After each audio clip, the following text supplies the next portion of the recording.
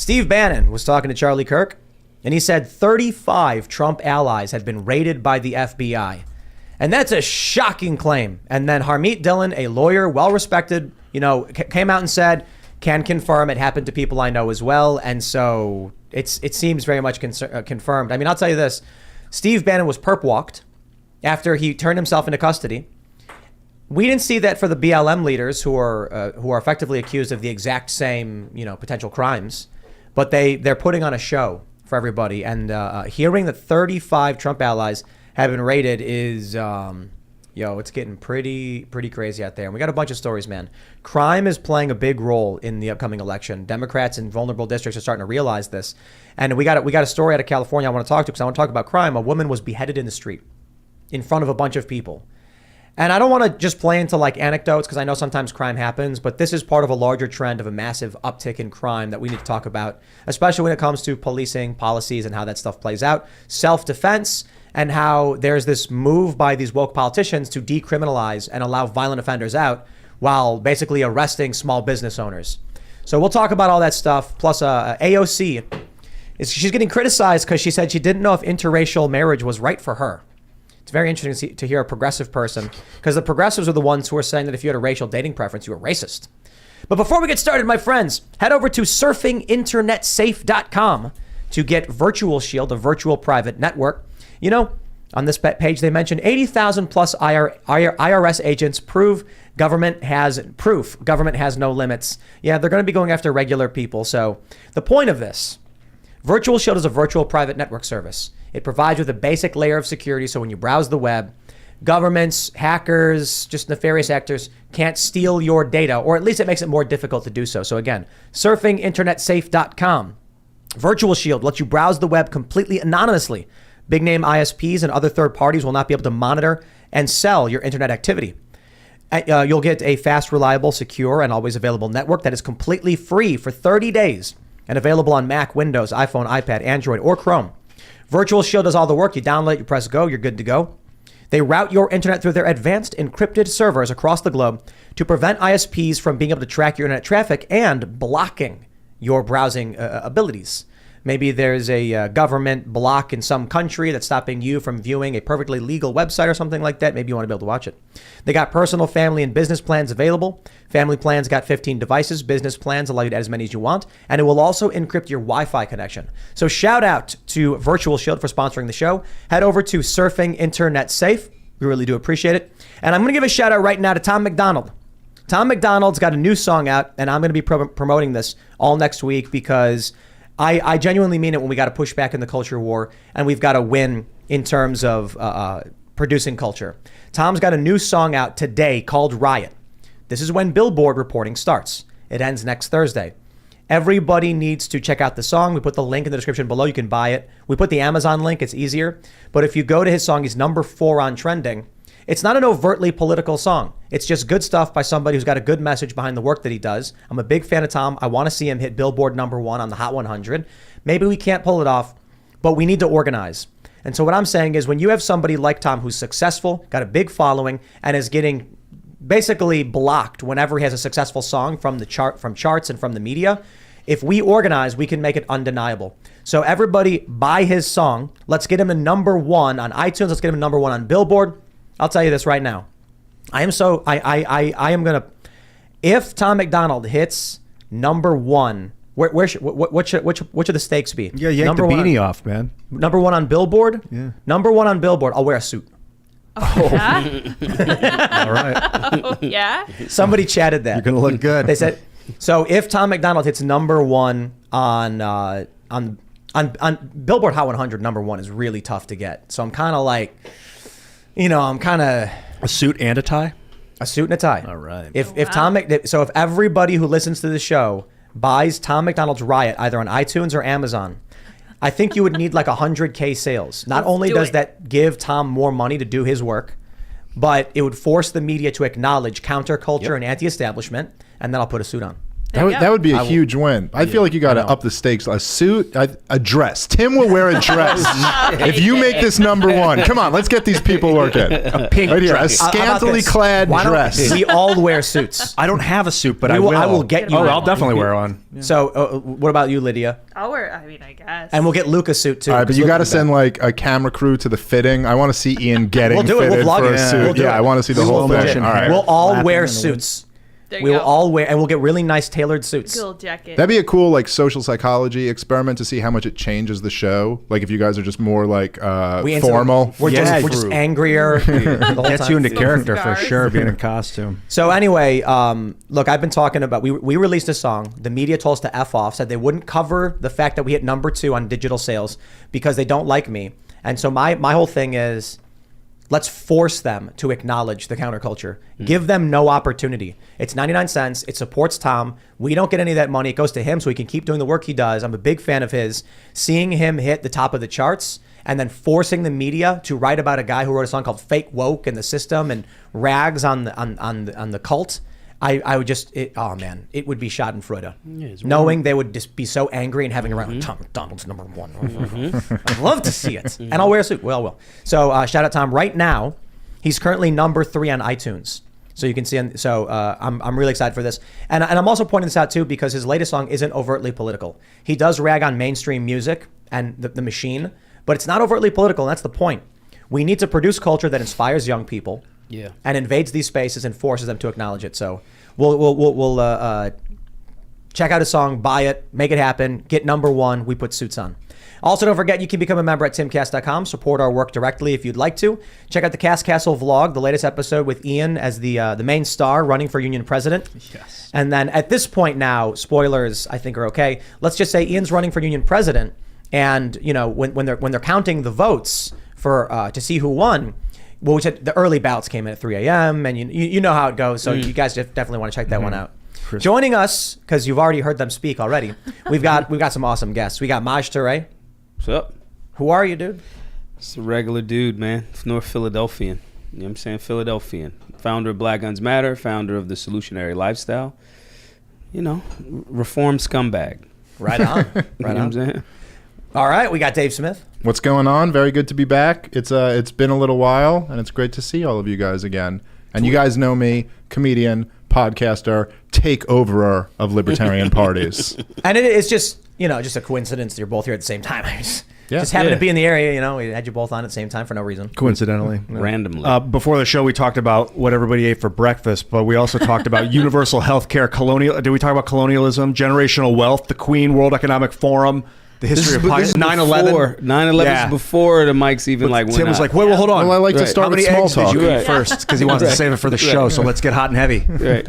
Yeah, it was great. Before the show, we kept trying to talk about like what we had for breakfast. We kept going back to like Monsanto and Right. stuff. It was not Yeah, working it's very The well. system. We ate the system for breakfast. Like, Exactly. full. Let's get going. It's hard to turn it off. Yeah, it is. Yeah, It is. it's like we're getting ready with the cameras, and then Dave would be saying something. I'd say, "What'd you have for breakfast?" And then within like 5 minutes, Maj is like, "Monsanto, man, Yeah. with these like here we go." Like the food. your eggs, you thought you were eating eggs, That's bro. right. All right, well, let's jump into this first story. Let's talk about some authoritarianism. Yeah. From Timcast, breaking, Steve Bannon says at least 35 Trump allies had their homes raided by the FBI on Thursday. He was speaking with Charlie Kirk. Harmeet Dillon came out and said, can confirm this happened to many Trump allies I know as well. So I'm wondering if it's actually more than 35. The quote here is, there were 35 raids last night, Bannon said. And there's another grand jury coming together on January 6th. The Washington Post reported it. 35 senior members of MAGA, Republicans, supporters of Donald Trump, that the FBI rolled in on. So I'm wondering, Biden comes out and he says MAGA Republicans are an extreme threat. Mm-hmm. A lot of us were like, oh, that's their campaign strategy, right? I'm wondering if it's more than that. That they want to prime the American people, say it enough, get enough of their bots and garbage corporate press to agree. Right. That way, when they start arresting people, they'll say, oh, but you guys know how bad it is, right? Mm-hmm. Well, it's hard to say for sure, right, exactly what that was. And it certainly, could be, okay, this is a campaign video, and this is the play, right? The play for the midterm elections. Well, he can't claim to be a unifier or any of this stuff anymore. He can't really run on any of his policies. So basically, what's his only play left is to gin up his own base by saying, hey, the other side is so evil, to get out the votes for Democrats. Kind of a desperate attempt. But I got to say, and this is what I was talking about the other day when that speech was given on my podcast, Part of the Problem, that I was saying, look, this really reminded me of like a George W. Bush 2002 speech. It had everything from the creepy red backdrop, the military members like right behind him. This was like, it seemed like a war drum speech. Like if you remember, 9/11 happened in September 2001. We invade Iraq in 2003, but the whole year of 2002 was this slow, beating the war drums, pushing the war propaganda about what Saddam Hussein is doing. And it did have that feel to it. I think that, look, let's just call it what it is. Donald Trump for 4 years was framed for treason by his own deep state, by his own intelligence apparatus.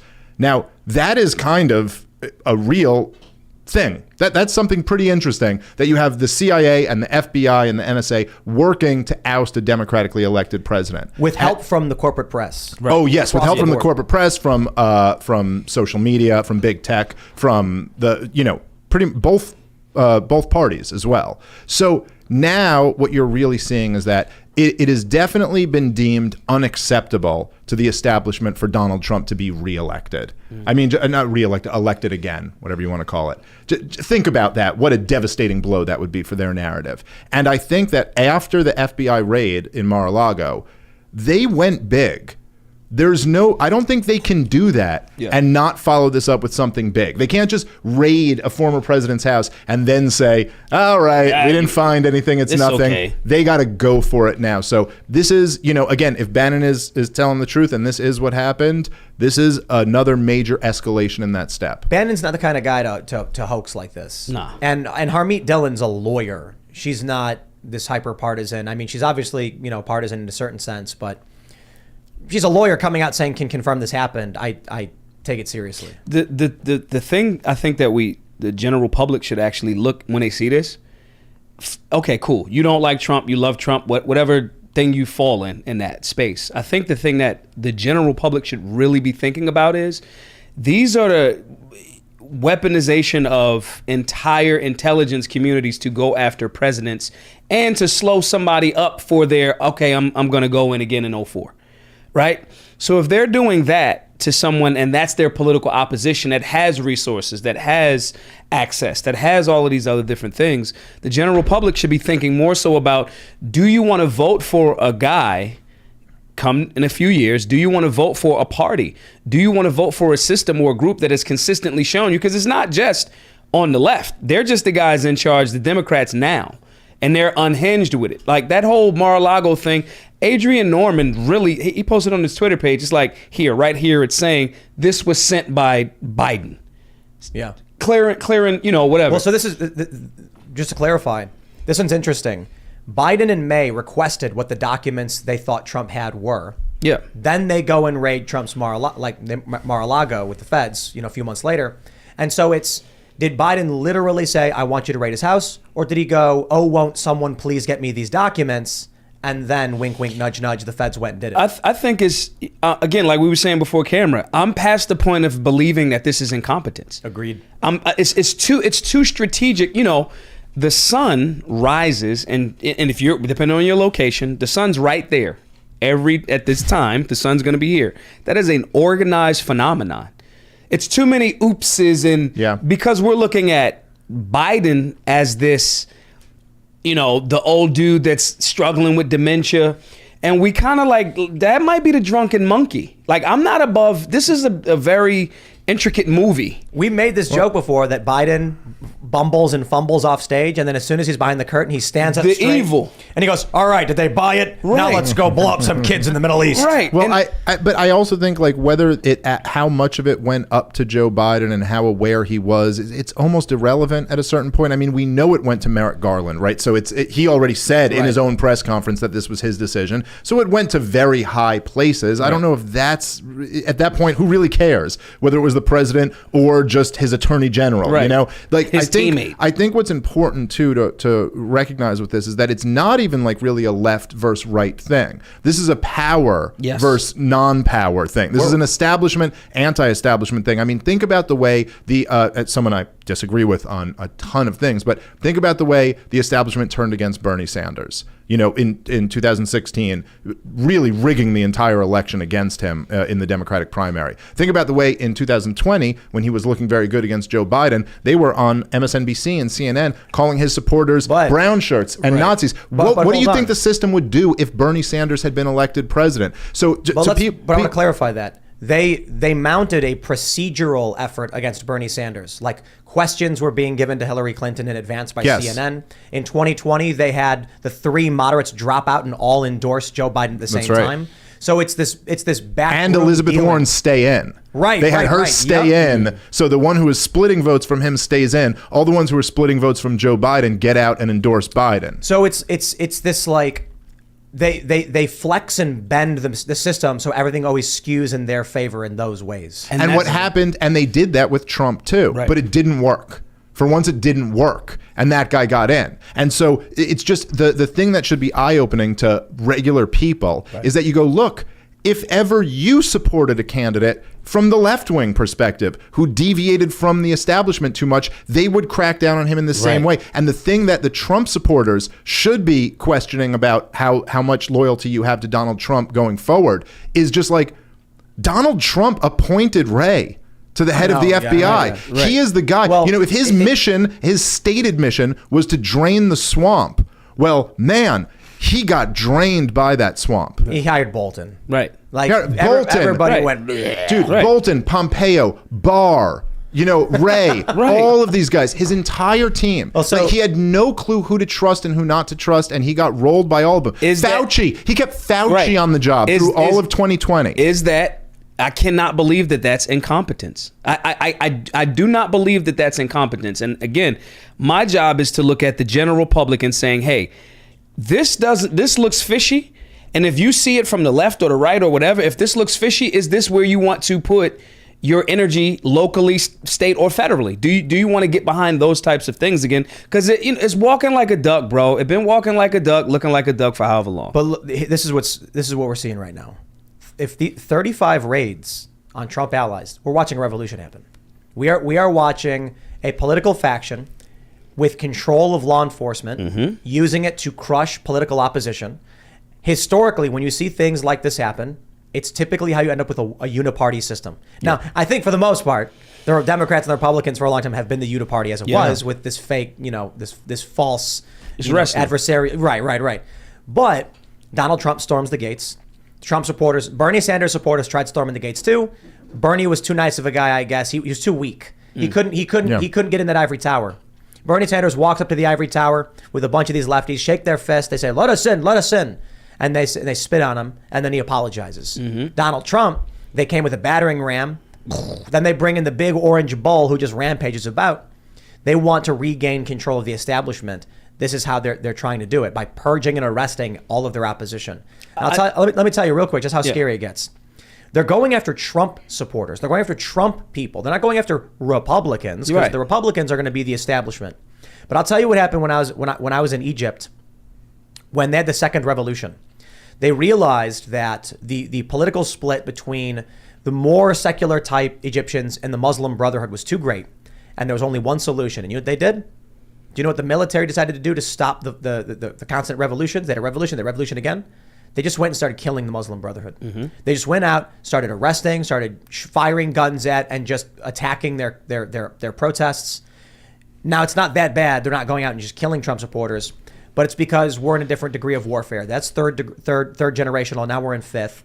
They're using the power of law enforcement to make sure Trump's people can't assist him and that his ideas and his leadership are gone. Yeah. Well, it's interesting when you say we're in a revolution, and you could really think about in the history of the United States of America, like we have kind of this idea that we've had one regime since 1776, but really there's been many revolutions along the way. I mean, we had a revolution where we overthrew the Articles of Confederation and installed the Constitution. We certainly had a revolution with Abraham Lincoln where we fought a civil war. I think you could argue that FDR kind of was a revolution. Well, my point would be here, the revolution was 2020.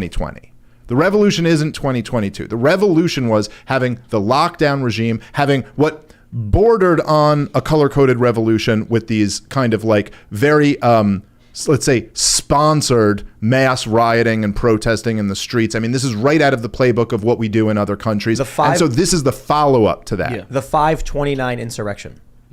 When they went to the White House, ripped down the barricades, injured dozens of federal agents, set fire to a guard post, set fire to a church, and forced the president into a bunker. Yeah. And no one talks about that. Right. It's very interesting. But right. this- But but so look- this is the follow up to that. Like if this big push was made, you could look at that Time magazine piece about how they stole the election from Donald Trump. If this big push was made to get Trump out and put Joe Biden in, well, this is now the follow up to that. Now, how do you? This is usually after a revolution. You have this period where then you have to crack down on the dissidents to make sure that the power that you took is now contained. It's all part of the revolutionary process. You mentioned the Civil War. A civil war happens when factions fight each other and neither side can just take it. Right. What we're watching now is, I don't know. I don't care if it's Democrats. It is the elite, and they're using, and it mostly is Democrats, and there are some former Republican neocon types, but what we're seeing is still the revolutionary period. So if in November Republicans win, then the revolution is not complete. If in 2024 Trump wins, then the revolution. Then the revolution failed, right, to some degree. But sitting here watching, I can't believe that we have a story that 35 senior Trump people were raided by feds. Like that is such a dramatic escalation. I think they're doing what's going to come out of this is the Streisand effect. They're doing something. They're thinking about we got to keep Trump out. They're not thinking about the general public watching, going, you guys are shitty. They're doing a lot of the heavy lifting for us. And I don't mean that in a good way, like, oh, great, yeah, raid more, MAGA extremists, so-called, and then the people will wake up. But that's kind of like, in a weird way, what's happening. The general public, how many times are y'all hearing guys that may have voted for Biden? And they fought you tooth and nail in 20 whatever, right? 19. Yeah, this is blah, blah, blah, blah, blah. Now, after a year and a half, 2 years, they're like, bro, I don't really. They may not be willing to say, yeah, I'm going this way completely, but they're also going like, nah, something's wrong here. I don't even like how this feels. Economically, they're doing something, this massive overcorrection that the general public is, I think, for me, I don't think that anybody's just going, yeah, we're going Biden. And I don't think that they're going, we're rating these people and people aren't seeing. I think it would work if it was more clandestine. I want to jump to this story here. And it's brutal. Man arrested after beheading young mother in the middle of San Carlos Street, law enforcement sources. Now, they may have had a domestic issue. The guy attacks her and then uses a sword to remove her head in view of the public. And there's two things I noticed from this. There was a story, I think it was a few months ago, maybe a year ago, about a woman who was on a subway train when a man raped her. I was in Philly. And everybody watched. And they filmed it and just let it happen. And I thought to myself, like, how does that happen? That people just stand there and watch that? Like, watch someone do that. Same thing here. Now, I get it with this story. Dude has a sword, right? Okay, guy's got a sword. What can you really do? Shoot him. But yes, of Maj course. did. No, I agree. That was the correct But my answer, point is, Maj. not in California. Yeah. Not in Well, yeah, California where yeah. they criminalize self-defense. Is that where that happened? Was in Cali? Yeah, so here's my point, right? We're segueing off of this, what's happening with this revolution. And you made a really good point before the show, Dave. You said that they're decriminalizing, like they're letting people go with all this violent crime, and then they're criminalizing self-defense. Right. That is an untenable situation for any civilization, and the only result can be collapse. Well, something really interesting about like the kind of rise of the progressive prosecutors who, from my perspective, a lot of the times as they were running in some places where they need to get elected or as they were like campaigning for the job, they made points that I thought were somewhat reasonable when they were talking about, things like bail reform, where you certainly can make the argument that it's a pretty messed up system that if you have money, you get out of jail. And if you don't have the money, you have to stay in jail until trial. There's a really reasonable argument to have there.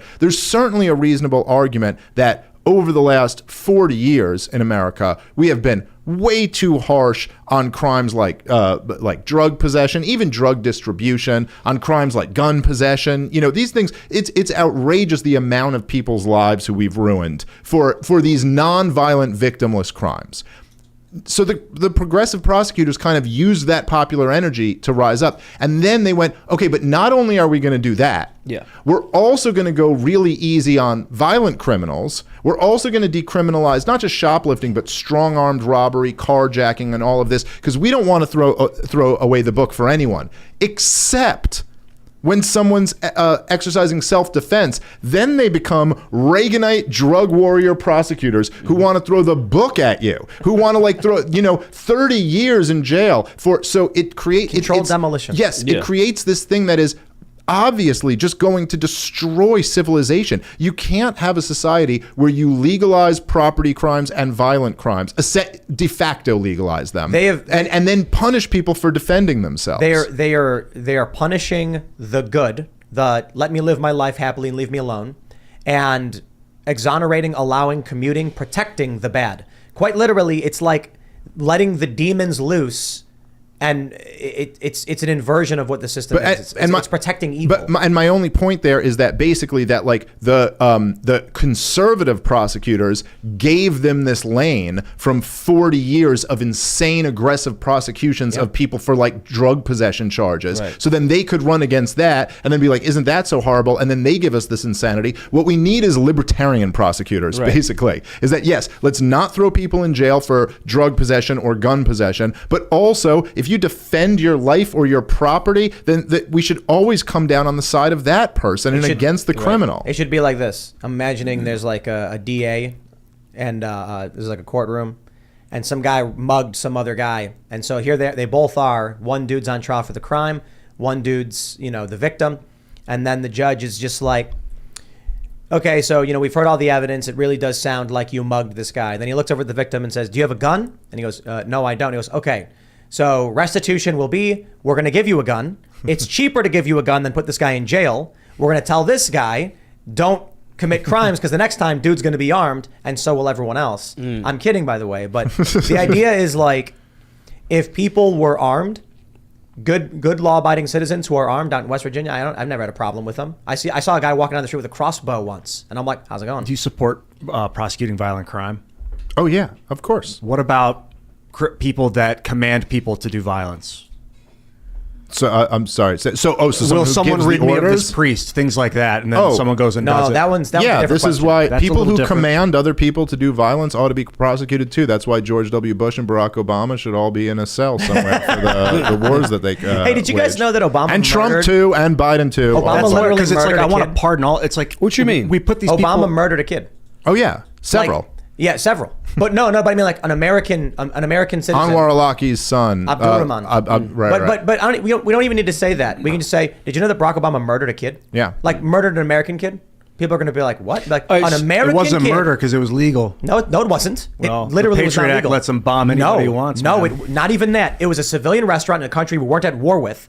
He blew up civilians, an American citizen, and we weren't at war with Yemen. It was the definition of it wasn't even a war crime because we're not at war. It was just literally Obama murdering somebody. Yeah, and by the way, that's when Obama was drone bombing Yemen up to 2009, 2010, when we were on the side. We were drone bombing to supposedly kill Al Qaeda, but then he switched and we continued the bombing campaign to this day on the side of Al Qaeda because now we're against the Houthis because we had to kind of win over favor with the Saudis again. So we kept that war going this entire time and switched sides, and we are still to this day currently fighting on the side of Al-Qaeda. So mix war crimes with treason with genocide. Yeah, and that's what you've got in Yemen right now. Donald Trump was like, why do we have troops over there? And Donald Trump was trying to get our troops out. Donald Trump was lied to by, I can't remember who lied to him about Syria. told them that Really? we Yeah, they bragged about it. they It was bragged written, about yeah, how yeah. they forced to keep our troops in. We had the Abraham Accords. We had Trump negotiating with North Korea. We had Trump basically being like, I don't know I'm why out. we're involved in I'm any out. of this stuff. This is costing us money for no reason. but Yeah, I but no understand. excuses for him, man. Because No, you know I get he first of all he wrote up like first off he got tricked into surging in Afghanistan before he finally agreed to end it, and then he agrees to end it on a timeline that will be on the next guy's administration. I guess he assumed he was getting reelected, but why he took that risk? No, hold on, By the hold way, on. he had Colonel Douglas McGregor come in to the Defense Department in the lame duck session after he lost the election, but before he was out, and he wrote up the order to remove all troops from Syria and Afghanistan, and Trump signed it, and then the next day Trump took it back. Because Wow. someone got in the room with him and convinced him not to do it. And he did this over and over and over again. So fine, it is true that they all misled him and lied to him, but like no excuses for the commander-in-chief and president. He had 4 years in there of being the commander-in-chief. The genocide in Yemen continued every single day of his administration. By the way,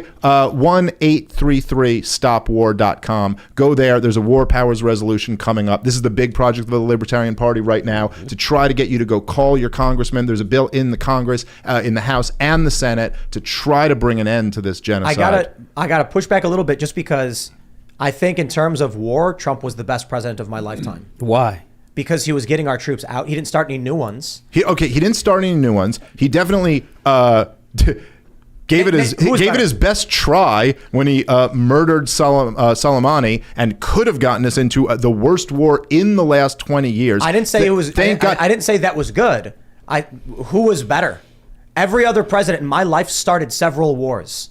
And so I understand, like, bro, drone Okay, but strikes, listen, I like that talking point. I like that the talking point is he didn't start a new war rather than it being like he was so great because he was so, like he was such a war hawk like it would have been with previous Republicans. But I mean, okay, he didn't start any new wars. That is technically true. Again, he flirted in Iran and flirted in Venezuela. But, you know, the number of civilian casualties actually went up in his, he didn't end any of the wars. He continued all of them. I give him all the credit in the world. He authored the deal that ultimately ended the war in Afghanistan. And by the way, even though he botched the execution, I give Biden credit too for ending that. Fine. But Donald Trump was the commander in chief for 4 years on the promise that he was going to end these wars. I know. No excuse making for that. He No, kept them all going for all 4 years. I think the difference in our perspectives is because I agree with you, but my thing is like I have to be positive on people who are making progress,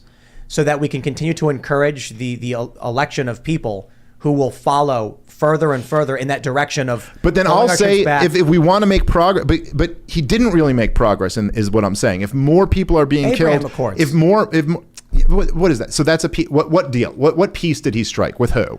So when you have planes that are traveling over Israel. Right. When you have countries like, Saudi Arabia, among other Arabic nations that are now allowing an inter-country commerce, it's just a step in the right direction. There was no war between Saudi Arabia and Israel. There was no war between the UEA go to the country if and you didn't Israel. if you had the passport stamp. So basically what he did was in these peace deals is he basically bought off these other Muslim countries to be friends with Israel when they had vowed to not be friends with Israel over their treatment of the Palestinian people. And so we bribed them with US taxpayer dollars to look the other way and let Israel do what they want to do to the Palestinian people in order to not be enemies with them. So if that's a peace deal, fine. But if I'm talking about the actual wars, the war in Yemen, the war in Somalia, the wars in all of these countries, no, he didn't end them. So that's the type of peace deal I'd be looking for. So I agree with you. I want to see progress, but I think the way to get progress is to say no, that's not good enough. We're actually expecting when you run on saying we're going to end the wars, that means end the freaking wars.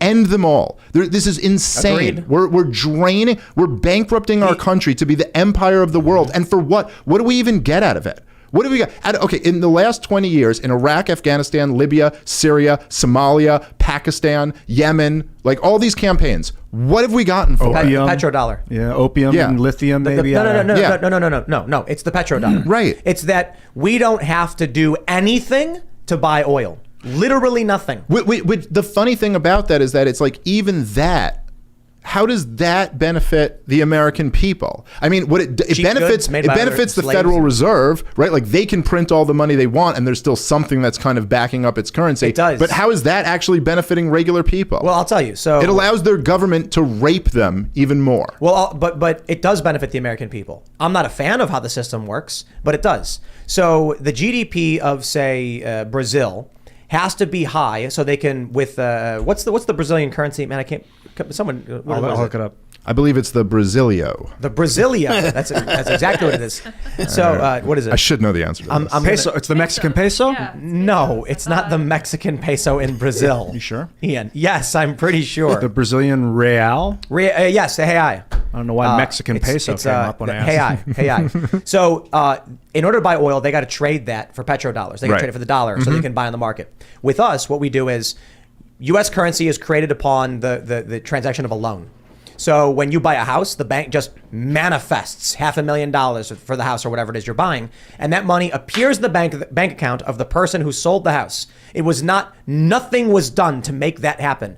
In Brazil, you've got to actually sell stuff, you've got to actually make stuff, you've got to trade stuff, and you've got to do it internationally. Your GDP has to be higher, your exports have to be higher than your imports. So that means people have to be making things and selling them overseas, where in the United States, the American people can literally do nothing, and the U.S. government can acquire oil that we use for machinery, for production, for food subsidies. It does benefit the American people. So all of that's right, but it's like, which of the American people is it benefiting really? And because what I'm seeing throughout this entire process is the entire working class in the American of America being hollowed out. Right. And so, yes, it's benefiting the people. What it allows is, like, it benefits the speculators trading in the Wall Street casino, and it benefits the people who work for weapons companies or the think tanks that are funded by those weapons companies who go and lobby for the next war. But I'm telling you that I think overall it's a net negative for the average American. What it is the lifeblood. It's the lifeblood of the empire. But the empire is the enemy of the republic. It's the enemy of the people. I agree. I prefer a system where people work, trade, and you have what you make. You use your hands, you use your mind, you make, you create, you live a good life. You share with your neighbors come together, you build something great. And that should be from within our borders, and we can do international trade when other countries agree to trade with us. I don't like the system of the reserve. There's an argument that's made often about if we don't do it, China will fill the power vacuum, and there's questions about a unipolar Chinese world and things like that, or I should say Chinese communist world. My thing is, I don't think any of the wars have ever been justified.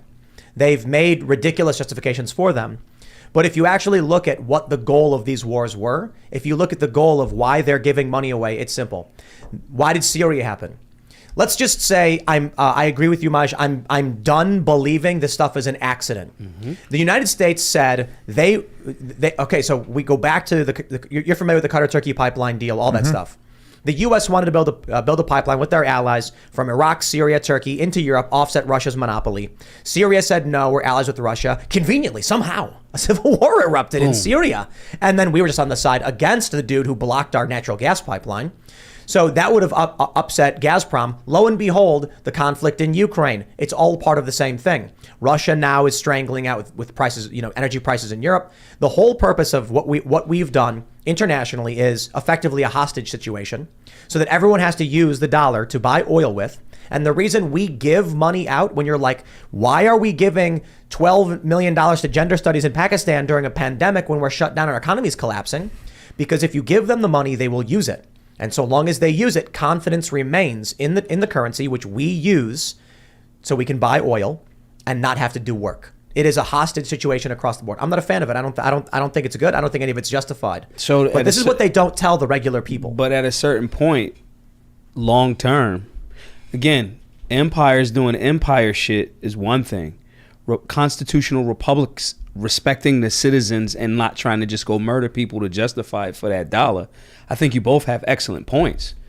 You're saying this is why. We completely agree. Right. Oh yeah, no. We're basically on the same page. I'm just saying that what this has led to, the entire consumer economy, rather than kind of like the economy of, because basically it went from gold standard to petro standard. Like that was basic. I mean, there's a few years in between, but it was early 70s to mid 70s when we went from the petrodollar, when we went from the gold standard to the petrodollar. And what happens then is you enter into this age of like wild inflation. And by the way, inflation's been happening all the way throughout, just depending on how you measure it. You know, it's like they use the CPI to measure inflation, but if you really sit back and think about it, what were the price of things in the 70s versus the price of things now? Everything is drastically more expensive. Go talk to like your parents about anyone who like bought a home, what they bought a home for in the 70s. Yeah. The inflation has been with us this whole time, and it's shown in lots of different ways. But this economy, I think, has done much more damage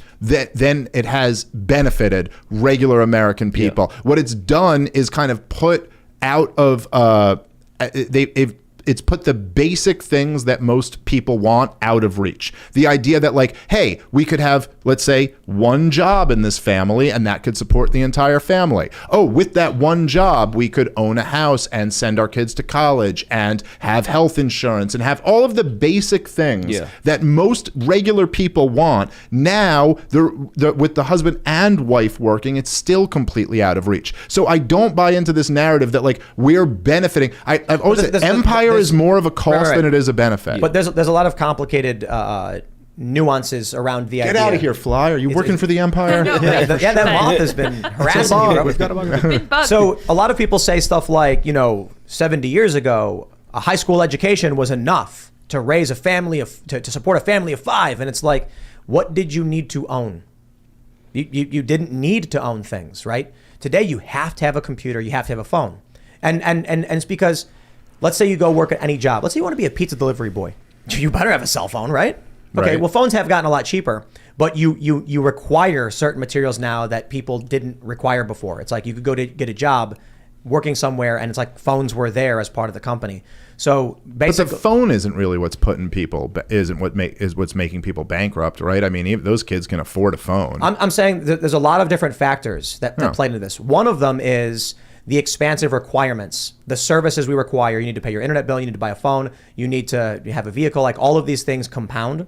So, my parents growing up, like they didn't need a TV. They didn't need phones. They didn't need anything. They had empty studio apartments with a mattress on the floor. And it was like not living well, but it was like you didn't have to worry about extensive bills. So regardless of inflation, that there's more material expenses that are compounding. But I think there's also like the prices. I mean, if you think about it like this, right, where if a lot of those kids who bought into that and all went to college because they were told this is what we have to do, and these are a lot of the same kids who are begging for debt forgiveness now, which I'm against, but just to say, they go, let's say you go and you're $100,000 in debt now from college, and then you enter a job market post 2008 financial recession. It was not a good job market. So you're like working at Starbucks. So you're working at Starbucks and you have $100,000 in debt and you're living at home, and the average cost of a house, around you is like $500,000. And the cost of like college is what college is. The cost of healthcare is what healthcare is. That kid's looking there and go, what is the plausible path for, say, that young man working at Starbucks to get married and support a family? Right. But the cost of just schooling and housing and healthcare and all of the things that the government has bid up to these insane high prices, like that to me is almost like the essential problem with the soul of America, as Joe Biden likes to mention it, is that we have made the path to just having a life where you start a family and raise your kids and live a nice life damn near impossible for regular people. They've solved that problem. Advocate against having a family, and nobody will want one. Well, there you go. Problem solved. There you go. Abortion solves this problem. Sterilize your kids. Right. Yeah. Right. That's we're facing now. Right? Here's the solution. She has an abortion, and it turns out you're a woman, not a man. Boom. So there you go. No now more you have babies. no issue. If we hadn't been on the petrodollar from 1975, what like the standard of living in the United States would have been way less, I would imagine. Like we wouldn't have had access to like a tenth? Would we have had a tenth of the wealth that we have now? So I guess in essence, what the question is tying into like, are you guys saying that we should, because this is kind of going in the direction of we should want less.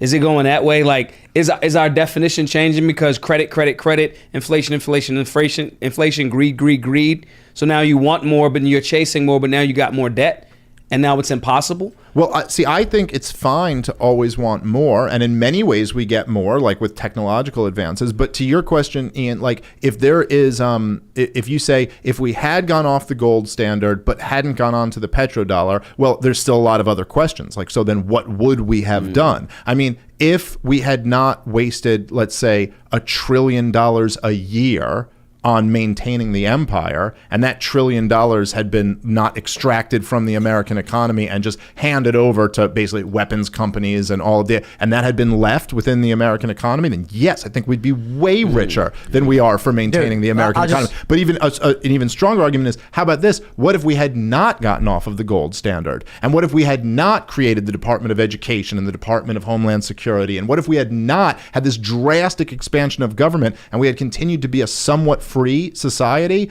We would be wealthier right now than we can possibly fathom. I'll put it into video game terms for you with Civilization. You guys ever play Civilization? What's the latest one? 6? 6. I love Civilization. So you build a civilization. You start as like a nomadic tribe. You build a city. You develop. You can choose to do technology. There's a bunch of different ways you can win.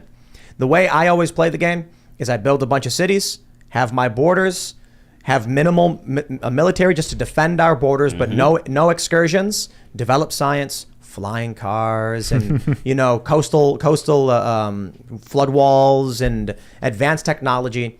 And with advanced technology, anybody who tries to invade me, we stop and we don't go chase them down. And that's how I play the game. See, this is how I imagine America used to be and could be. Again. And maybe Trump isn't the perfect avatar of bringing this about, but at the very least being like, we'll protect our borders and we'll stop wasting time over there. We tried. We put Hitler. It was an obvious, like, if you don't get involved across the world, if you're not part of the community, somebody's going to be like, well, I also have access to the technology and I would like to conquer. Yes, but what I'm saying is the way I go about playing my civilization is, yes, I will have military capabilities, but I don't need to go and conquer all these other lands because I'm scared they might attack me. If they come at me, then I smack them back and I focus on making my country great. But if you're playing on difficult and the enemy really wants to destroy you, they'll have like 16 bombers ready. They'll have nukes. They'll have all sorts of weapons that you can't defend against. No, you cannot, no matter how. Don't you tell me about Civilization, because even you got to play on God mode, man. Immortal only. You play when you listen. If you want to play a game where the enemy has an unfair advantage in their resource production, that's just a stupid analogy. When I'm talking about playing on normal and they have the same rules that I have, yes, I build nukes, I build weapons, and I mind my own effing business. We should go a PvP version we'll stream it live and see what happens. But in the real world, it's like this, right? It's like what Adam said, and he was right he was right on the money. And I forget I don't have the exact quote, I'll butcher it, but he goes, if we go around searching for monsters to slay, we will become the dictatress of the world and we will lose our own soul. And that's exactly what's happened to the United States of America, that we've decided, and look, you can watch this. It was such a prophetic warning that even as like when the Republicans and the evangelical Christians really had so much control of the country and the culture, right, in post 9/11, they used this to say, we're going to go to Iraq, we're going to go to Afghanistan, we're going to fight this war on terrorism. And what's happened to our own soul since then? It's completely collapsed. And I'll say this to right-wingers who like really care about the culture war stuff, they should care about being anti-war more than anything else, because when does the like kind of left-wing degenerate culture really take hold? When did you see the social revolution? It was during Vietnam. When did you see the rise of the woke insanity? It was following the war on terrorism with all of these failed wars. Look, even the idea of like Hitler rising, that was all a consequence of Woodrow Wilson getting us into World War I. We entered into a war we had no business being in. We entered a world war that would have ended in a stalemate almost certainly, tipped the balance on one side, enforced the Treaty of Versailles on the Germans. We drew the Russian forces out and the Bolsheviks took took over Russia. So now you have the rise of communism and Nazism. It's all Woodrow Wilson's fault for getting us in that war. Well, We Mussolini was already- we're supposed to be a city on a hill. We're supposed to be a free country. And if other countries want to emulate us, then great. But you know what? The idea that we're going to bring freedom all around the world when we can't even protect it here, you're telling me the country that had lockdowns is going to bring freedom to what? The Muslim world? Give me a break. This is the important point for you, Ian, too. Your argument would dictate that we gear up for a beaching of China. No. I mean, I know what you guys are saying. No. They got concentration camps right now where they're raping women, they're forcing abortions on them, and they're in concentration camps. They're expanding rapidly around the world. They wanted to build the Nicaraguan Canal, which would have wiped out a natural water aquifer just because, and it was ridiculous how long it would have been, had to have been, because we have the Panama Canal. They're doing exploration and land purchases in the United States, in South America and Africa. They have the Belt and Road Initiative. They are doing so much that is expanding their power. The South China Sea, Taiwan, not to mention the concentration camps and the skirmishes on the border. Where that? India? Mm-hmm. So if that is your criteria, we should have already invaded them a long time ago. They haven't been invading anybody, though. If Hitler had exterminated the Jews without an invasion, no one would have stopped him. I mean, what right do you have to go into a sovereign nation and tell them how to run their show? It's just... So that's the point of saying we're a city on a hill. Because to your point, that's what we've been doing, clandestine or overt, for decades at this point. And by the way, no one did stop Hitler from genociding the Jews. Right. I mean, I guess the Soviets liberated like the last few hundred of them or something like that. But he got away with his genocide, and it only happened after the war. You know what I mean? Like, so it's, if anything, the idea that the war prevented the genocide of the Jews. I know a little something about this as a Jew whose family is from Germany. No genocide was prevented. You know what I mean? So really, the truth is that all we can do, and this is unfortunate, but the reality is that large swaths of the world are authoritarian nightmares. And all that happens when we raise up this military-industrial complex in the name of battling that is we become an authoritarian nightmare as well. Unfortunately, it's like the analogy I like to use is it's like if you were sitting there in your house and you're worrying about your neighbor's marriage while your marriage is falling apart. You know, like your marriage is falling apart, but you're really concerned about how the guy down the street is treating his wife. But if you see the guy down the streets like kicking doors in... Who was married to Abner and Bewitched, that lady? Oh, the actress Abner. You know, she's always watching from across the way. Yes. They're like, I got that one. Yes, It's true. But if your neighbor down the street's like breaking down the doors of other neighbors, then you're like, are we just gonna sit here? Like, at what point do we get involved in? Okay, so then at the same time, man, if you're going to use this analogy, then when do people start checking America? I love how we always just imagine ourselves as the ones, right? Like we're the ones who are stopping other people from breaking down the doors. Like, who's broken down more doors? Listen, man? Between the war in Iraq and the war in Afghanistan and the war in Yemen and the war in Syria and the war in Somalia and the drone campaign in Pakistan and the war in Yemen, what do you think the total death count is? It's in the millions, dude. Millions. We're the ones. We're the world's terrorists right now. So if anyone should kick down any doors, it should. And by the way, I'm not like a lefty, blame America first. I love America. I love this country. I hate our government. Right. I'm talking about our government right now. I'm not some left winger like there's problematic, toxic masculinity or something. I'm telling you, these are the blood-soaked monsters in our government. And they're the ones who should be checked. And let's point out the purpose of NATO, which was?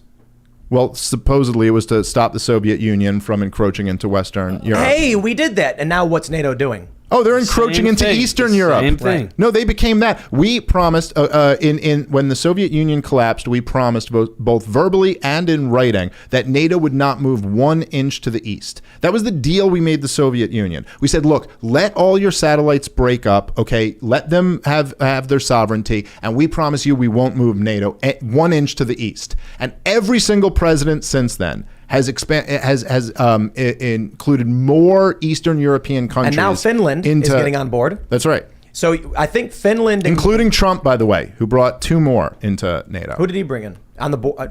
Yeah, you'd have to look that up. Or the Trump... Was it Estonia under Trump? Was it Estonia? No. I might be Estonia's wrong already about been that. over. I feel like Yeah. the liberal economic order was spun up to prevent World War III, which it kind of has, except we're in a fifth generational world war right now. It's this techno war. See, I think the excuse was to prevent World War III, but I think the truth is that this is just kind of the natural. This is like, it's the Adams quote: "We lost our soul." So once we won the First World War, it was like, all right, well, do we just go back to being a city on a hill now? I don't know. We're the toughest guys in the world. And then once we did it again and won the Second World War, it was like, oh, okay. Well, now we have half of Europe. Stalin has half of Europe. And now it's a competition to who can rule the whole. It's like they get drawn into the game of world domination. Empires doing empire shit. And the basics of it all is it's been time to fucking pull back. The difference is, the part that I think a lot of times we don't see now is the actual death. The actual fucking murder, the actual babies, the actual people being fucking killed. Because otherwise, media can spin up this argument that the things that Dave is like breaking down. Media can make it look like, oh, those are the actual bad guys, and we're just here to protect us from those guys. Never mind. Okay, yeah, we're gonna have this conversation about election meddling and all of these other different things, but let's ignore the fact that our government, so-called deep state, whatever, has been doing it forever. I think that part is the general public is going to have to ask, do you want to be the Republican, the free folk, and fall back and hold those parties or those public servants in that position to do that? Or are you okay with just being the empire? But empires generally fall. Yeah, that's right. Can I just say real quickly, there's that, even if you don't care about like the innocent women and children being slaughtered in all of these countries, like hypothetically, if you're just like, that's not your thing. Okay, look what it's given us. Right. Like this whole like domestic war on terrorism now that Joe Biden is pointing in at Donald Trump supporters, what's he using? He's going to use the Patriot Act and the Department of Homeland Security and everything that those guys supported, that they voted for in the name of fighting the Muslims, right? That's what's going to be turned on their own people. And what did every single one of us say as activists in the late 2000s and early 2010s? What Obama was doing was, this is exactly what is going to happen. You know, I appreciated Greg Gutfeld, who I love, he's got a show on Fox News, as a lot of you know, I'm sure. But he said, he was like, you know, I was one of those guys, and he named me as one of the people. Like, he was like, you know, all these people would tell me, like Glenn Greenwald and Dave Smith and like, and I think he said Matt Taibbi, and he'd go, they all go, you know, if the government can do this to Muslims, they can do it to you. And I was like, no, they'd never do that. And I really appreciated it. And he admitted it. He goes, yeah, I might have been right about that. I gotta say, there was a point. Hey, man, even Tucker, right? A lot of people who were very much pro machine are now going, hey, I think we were wrong about that. Yeah. Right. And I'm like, respect, man. I give Tucker a lot of credit for that, because he was like a real supporter of the war in Iraq, I believe in 2003, 2004. And he turned around pretty early. I think it was like 2005. I think he went there and he was like, oh yeah, I was way wrong about this. And now he's become, it's so weird in this world that the 8 p.m. Fox News hour is the biggest anti-war voice in the corporate press. And here's what we said, because we had a boomer on the show. And we told her that feminists are the pro-war faction now, and she didn't believe it because she was a feminist. And then it was Richie McGinnis and his mom, and Richie goes, "No, yeah, that's right." I said, "Think about it. You have a group of people, one wearing red hats, one wearing pussy hats. Which side is pro-war?" The Trump supporters are more likely to be angry, being like, "Stop!" And the pussy hats are going to be like, "How much money can we give to Ukraine for this war effort?" Yeah, and I'll tell you, I wish I'm happy with the movement. To being more anti-war on the right. I think it's like the best development in the last 15 years. But I just came right back. I want them to be better. You know what I mean? I think they're still not quite good enough. But yeah, it is crazy how much the left was co-opted. Although I will say that what's kind of interesting is that a lot of the people who were really good on the left are now just labeled as right-wingers. Right. And I think you kind of fall into that category. Of course. Jimmy Dore's right-wing now. He's a socialist. Yeah, Glenn Greenwald and Jimmy Dore. But I think Matt Taibbi. And I think you fall into that category too. Absolutely. Like, you were kind of one of the people who would have considered yourself on the left, who, as that switch happened, were like, well, no, I'm not going to go into being the pro-CIA, pro-war camp. Julian That's Assange, like not what we are. Right. When they started coming after Julian Assange, I was like, why is the left all of a sudden mad at the guy who's good? I don't understand what's going on here. And then they were like, because he helped Trump. And I'm like, and? Like, yeah. What I'm saying to y'all is, you guys are explaining things from a very highly level, a big understanding of this political thing that's going on. right? Again, simplifying it for the general public. The massive overcorrections, sorry, air quotes, that's happening on both sides. There's general public, to your point about you, that are going like, hey, this is the standard that I stand for. I'm objective here. It doesn't matter who, I'm not going to switch because it's, oh, well, he said he was giving Trump, he was helping Trump. No, he was saying the thing that was right? Yeah.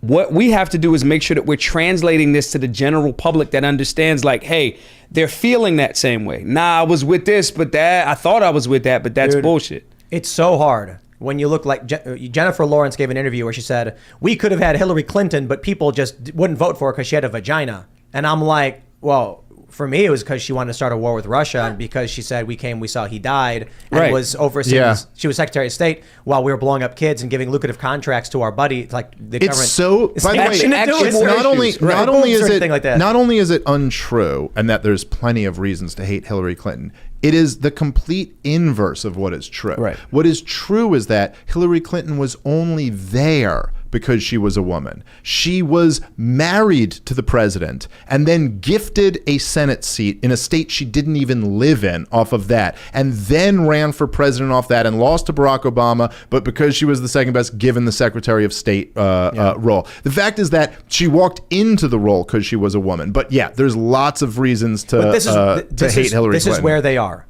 So I have a friend who's a Hollywood actress, and this was a couple years ago, and she said something like passively, like the only reason they voted for him was they hate brown people. And then I was like, what does that mean? Like, what do you mean by that? And she's like, the Trump supporters, like, they don't actually care about policy. They just hate brown people. And I was like, is that what you think about these people? Because, like, I'll give you an example. I was in Anaheim, and there were 3 Trump supporters, 2 young guys, 1 older guy. And I asked them why they supported Trump, and they said, actually, they were Bernie supporters. But when given the choice between Hillary Clinton and Donald Trump was as close as they could get to a Bernie Sanders. Not that they were particularly close, but on a lot of issues they were. And so they said, I'll take it because those matter to me. Had nothing to do with race at all. You know, but there were hundreds of districts that went for Obama that flipped to Trump in 2016. I mean, 9 million people. The idea that race was the driving, factor in that is silly. My point here is, you're right. We got to find their level. But when people genuinely are misled and live in bubble world, echo chamber cult land because of the media, it is not that easy. Well, no, it's not going to be fucking easy. Yeah. What I'm saying is we just have a severe opportunity here. And I say severe because, and I choose that word carefully, severe meaning this opportunity, you might not even like get it again. Like, there is absolutely no way that you have these type of conversations, right? And people are seeing that pendulum keep going both, boom, left, right, boom, red, blue, red, blue. We have a severe opportunity to go, well, here's some other options. Here's libertarian. Here's independent. These people are tired. You just have to explain it to them. Yeah, like, you gotta okay, you may not be able to do it on Facebook because in about 2 weeks they're gonna start shutting anything that's leaning anywhere right of center. The shit is getting suppressed. Well, it's true. I like to say, I might have said this on the show before once too, but sometimes you'll you could be looking through go on a YouTube journey, and you'd go to you scroll on these social justice warrior videos, and then you'll scroll on some alt-right videos and all this, and you go, oh my God, we're on the verge of a race war in this country. But then you go to the supermarket and you some black guy walks in front of you and he goes, oh, pardon me, and you go, oh no, you're good, go ahead, and then you open and you're like, no, I think we're fine. And then I'm like, I don't think any of this is real at all. Right. I remember. He's like, and I'm saying that, but you're wrong. Well, I don't think I am. I think that the vast majority of people in this country really are sick of the culture war stuff. They care about the fact that prices are getting out of control. Yep. They care about the fact that the economy is not working for them. And the truth is that this is what the whole. Yes, that's true. Yeah. It's the economy, stupid. But see, people say things like, Bill Burr said this recently on trigonometry. He's like, you go on the internet, people are the Civil War or whatever, but then you go in the real world and people are just minding their own business, doing their thing. It's like, yes, it's no surprise to me that when you are in a liberal area, liberals are fine with each other. It's no surprise to me that when you go to a conservative area, conservatives are fine with each other. But go to an area where the streams, the rivers are mixing, and you're seeing people get shot in the chest, like Aaron Danielson. When those clashes start happening, it's like, oh, yes, New York is overwhelmingly liberal, so they're not fighting each other. There's still riots. I went down to a conservative area where the cafes, the fast food restaurants all had Bible study on the walls. And I'm like, man, Chick-fil-A gets protests in the city. Mm-hmm. That's where the streams mix and they don't get along. and there's violent riots and bricks through. Well, I'm not denying any of that, but I'm saying that there's way more than those incidents are people who are just really worried about like their daughter who's like failing out of 8th grade math, and their son who's like got to go to college next year. And what America needs, this is what we're trying to push, is that what we really need is like solutions to the problems that actually matter. This is why I really highly encourage people to give the Libertarian Party a look. lp.org/join. Come check us out. Here's our message, okay? And let me just get this. Let me get this out. This is my big plug, okay? We took over the Libertarian Party. These are my people and Maj's people who are in there now. Here's what we stand for: a whole different option than the Republicans or Democrats. How about end all of the wars? End all of the remnants of the COVID regime and the COVID restrictions, and all of the corporate bailouts, all of this federal militarization of the police, as well as local militarization of the police, and the crazy gun. Well, I'm saying like the entire domestic war on terrorism and the foreign war on terrorism, and all of it. End the war on drugs, repeal the Patriot Act, abolish the FBI and the ATF and all of these awful organizations that are a disgrace to a professed free society. Right. End all gun control. Like let's stop locking people in cages. Let's end all of these things that are pitting Americans against each other and give being a free country a shot. That's what we need right now. We need a revolution of freedom in this country. Those are the people that, even when you explain it that way, I live in a lefty city. People are clearly, they know that we do firearms training. They know that, he's pictures with Donald Trump Jr. They know all of this. There's no way, shape, or form in explaining that to that group of people. They're like, nah, that seemed, I thought you guys were like crazy, but now that we've had this actual genuine outreach, now that changes the dynamic. My point in saying that is, I think that's the part where, because both so-called sides are tired, that gives us that severe opportunity. And that's where that conversation needs to continue. This is why, on the surface, I'm in favor of ranked choice voting. Because my first choice would be the Libertarian Party, particularly because the Mises Caucus took over. But I have the fear right now that I vote for the Libertarian Party, Democrats could win. So this is the inherent problem of the first past the post system, is that my best bet is just vote Republican, even if it's Donald Trump, because I don't want to see the Democrats maintain control. Yeah, what about locally? Well, but there's also like, okay, locally too. Well, there's different. It's the same thing. But okay, so there is definitely, given like the current circumstances, there's a certain way that a third party needs to be used, right? So like, I think that what the Libertarian Party should be doing, essentially, like my vision for it now that we have it, is that if there are really good Republicans who are really good on, say like opposing war and opposing the militarization of the police and all of these things that we care about, then okay. Then yes, we should basically, if we're running and making the difference in that race where we could give it to a Democrat, essentially what we should do is make demands to that Republican, say, we want you to get even a little bit better on these issues. We want promises. If you're the incumbent, we want actual things. And then and then kind of support them. And if you're like a neocon, rhino, awful Republican, then we will cost you your job. I love it. So don't ever run these people again, because we will give you the other job. But I will also say that I with someone like Donald Trump, I don't know that there's even that strong of an argument. Although I enjoy him owning the libs and triggering everybody, you're talking about like when you got him in there, we had 2020. We had Fauci on the job for all of 2020 while Donald Trump was in there. So that to me, I'd be like, I wouldn't even consider like the idea that, we better vote for Donald Trump instead of Joe Biden. And I'm saying this from your own perspective. These are the same arguments though. Every fucking 4 years, this is going to be the same argument. I agree. At what point you say, I'm not eating sugar. The shit is delicious, right?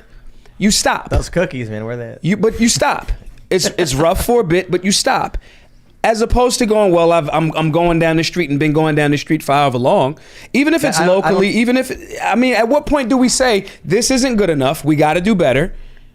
I agree with that, except the analogy would be more like, you've got the choice between sugar and beer, and I'm like, I'm not touching the alcohol. Like I would eat sugar. I would eat sugar before I drink alcohol. Alcohol really messes me up. It messes everybody up. People, look, I got this Whoop thing, and people are like, "You're wearing that government tracker. What are you doing it?" Blame Luke. Luke told me to get it. He's supposedly the anti-government. But anyway, I drank one beer, I wake up and it's like my Whoop tells me I'm dying. It's like your respiratory system was in decline, your temperature was spiking, you're fatigued because beer is poison. But if the choice is between the lesser of two evils, the sugar, which I choose not to do sugar because I think it's bad.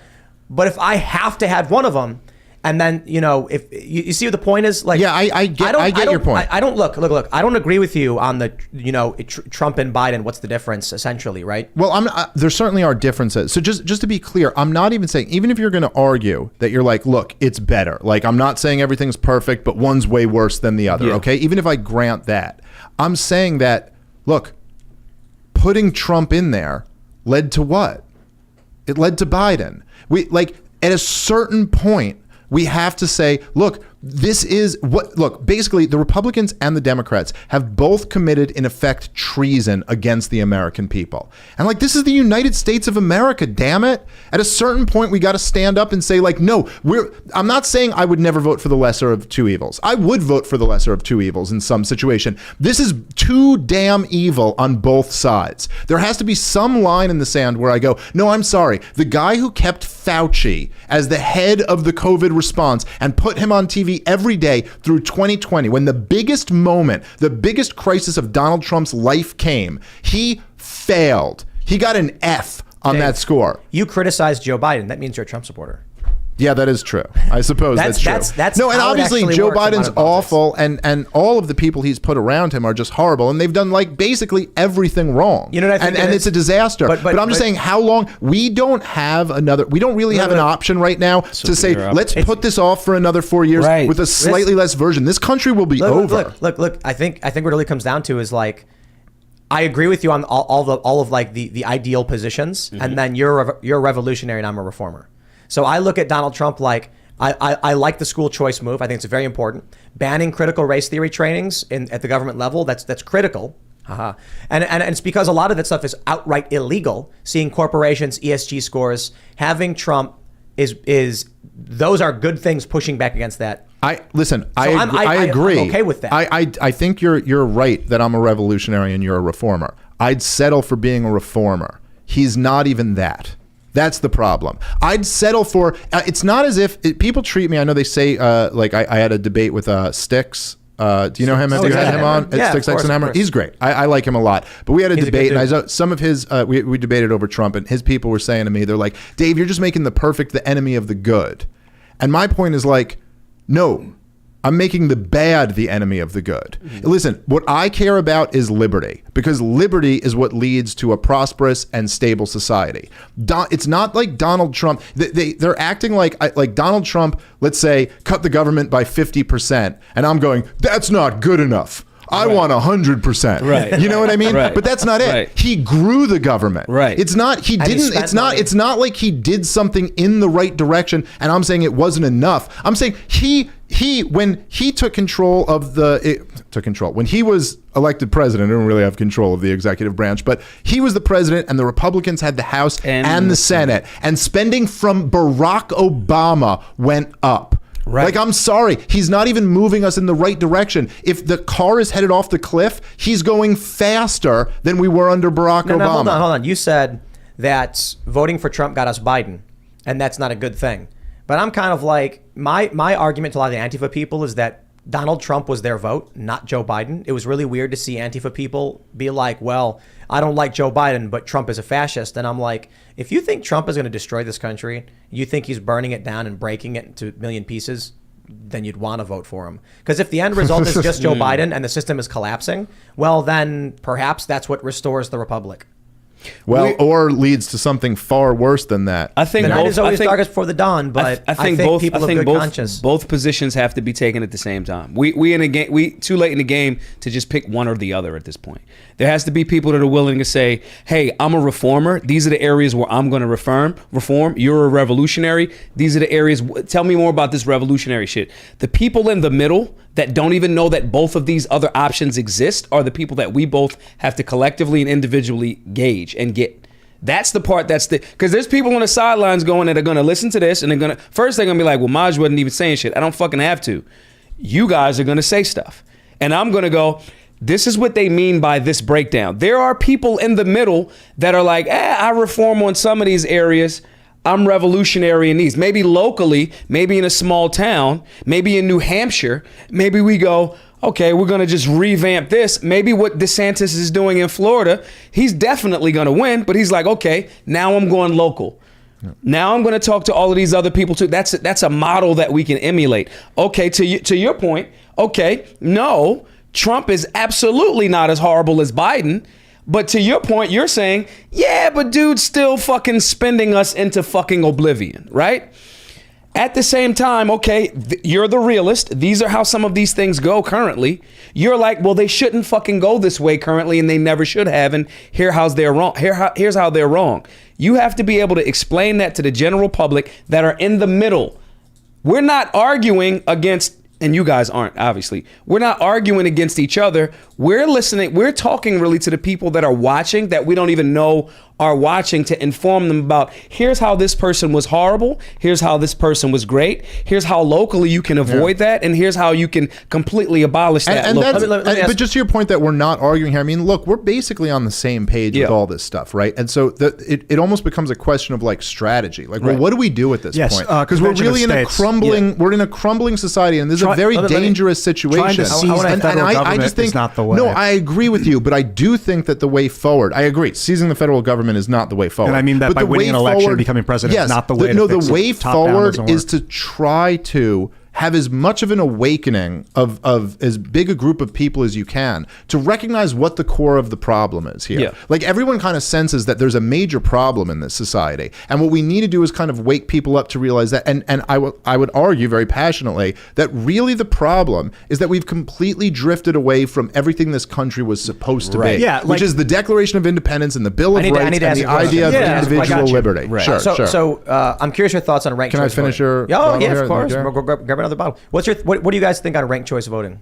I think it would be an improvement over the current situation, sure. I mean, I don't know that necessarily solves everything, but I think that like you said before, we kind of have this uniparty, what a lot of libertarians like to call the duopoly, of like two parties who are basically a monopoly. The system's completely rigged against third parties. Look what they're doing to Larry Sharpe in New York, where they just raised the requirement to get on. I believe he was in court today. Yep. I don't know what ended up happening with that, but we've had him on several times. Cool. We love Larry Sharpe.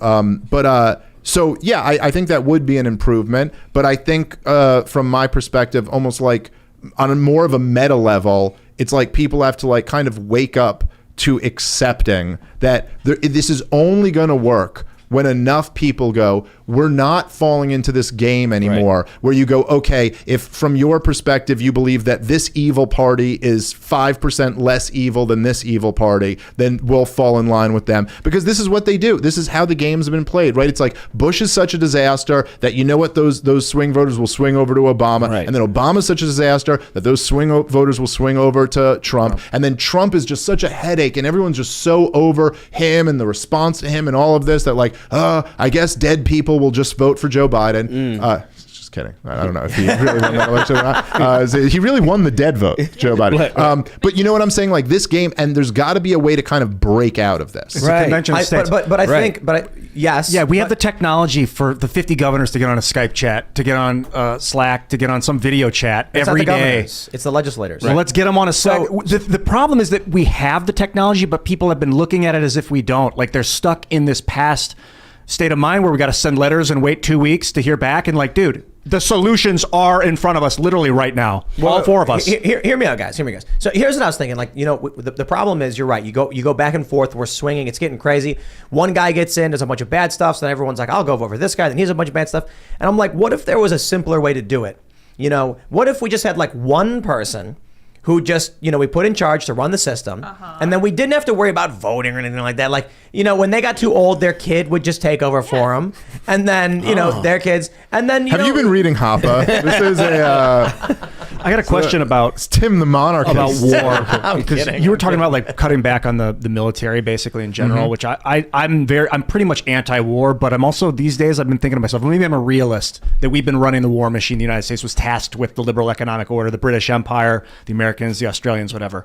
If we just stopped? Would not Boeing just start selling planes and weapons to the Chinese CCP, and then they would take over and become a military dominating force, putting troops in Mexico? That's the same. That's the same thing as the pendulum swinging. But that's not. But the idea. This idea is like so ridiculous, dude. It's like, so okay. So then I guess we just gotta prop up Boeing because someone else could prop up Boeing if we don't prop up Boeing. I'm looking at the history. China. Listen, man. I know this is like. China taking over the world is just not happening. Look, we are so much richer than China is. The amount of poverty that they have in their country compared to us, what about them, like Alphabet? And we can't afford to do this. We're $30 trillion in debt. We're going bankrupt doing this. China is doing the exact opposite of what we're doing. They're going around and investing in other parts of the world while we spend ourselves into debt. China, by the way, is in a bubble economy that is 10,000 times bigger than the bubble that we have right here. This thing is going to pop. The idea, China couldn't even get through dominating their own region, let alone dominating the entire world. Like, don't get me wrong, China is a really messed up government. They're a communist government that basically figured out that they should allow prices and businesses. So they're not quite communist in the way that like Mao Zedong was communist, but they're still kind of communist, and it's kind of fascist, I guess. And they're evil and they do a lot of bad things. But this idea that like, oh, if we didn't prop up the military industrial complex, that then China would prop up our military industrial complex. Look, man, here's what matters. We got 2 oceans on either side of us. We got the biggest nuclear arsenal in the world, or at least one of the biggest nuclear arsenals in the world. We got we have 400 million guns or something in that neighborhood. No one's a threat to us. Period. Well, the idea that China's going to come halfway around the world. No, it comes from the orbit. It's just you just. But we see it before it gets here. I don't know if that's true. Listen, man. If China wants, so in that case, they could do it right now. Of course, and that has nothing to do with anything. So the history of Earth is basically there is a military dominator almost at all times. There's somebody that's the most powerful military force, and they are controlling things. There were empires way before America became an empire, but from the beginning of America, we were still a free country. That's not our job to worry about, man. And like, I'm sorry, I know like that rubs people the wrong way because they have this idea that we have to be the good guys of the world, even though we're objectively the bad guys in the world. But the truth is that, like I said before, we can't even protect freedom in our country. We're not spreading it around the world. Let's sit. The best thing America ever did for the world was exporting the best parts of our culture. That people wanted to listen to our music and wear our blue jeans and be cool like us. That's the best influence we could have on the world, is being a free country here. Do you think on the dawn of colonization of Mars that it's okay not to strive to be the military dominating force on Earth as a country, or should we give that power to a corporation or to another country? I would say that to keep us a free country, I am okay with sacrificing colonizing Mars.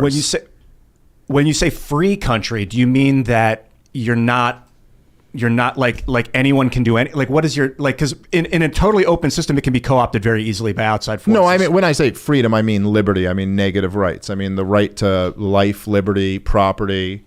So like no spying on people, that kind of stuff, you'd get rid of that. But then what happens then when the CCP is spying and infiltrating our media and making us think things like communism good? I've always thought communism was good. I mean, who's really done more to infiltrate our country? I mean, how do they even infiltrate it? They infiltrate what?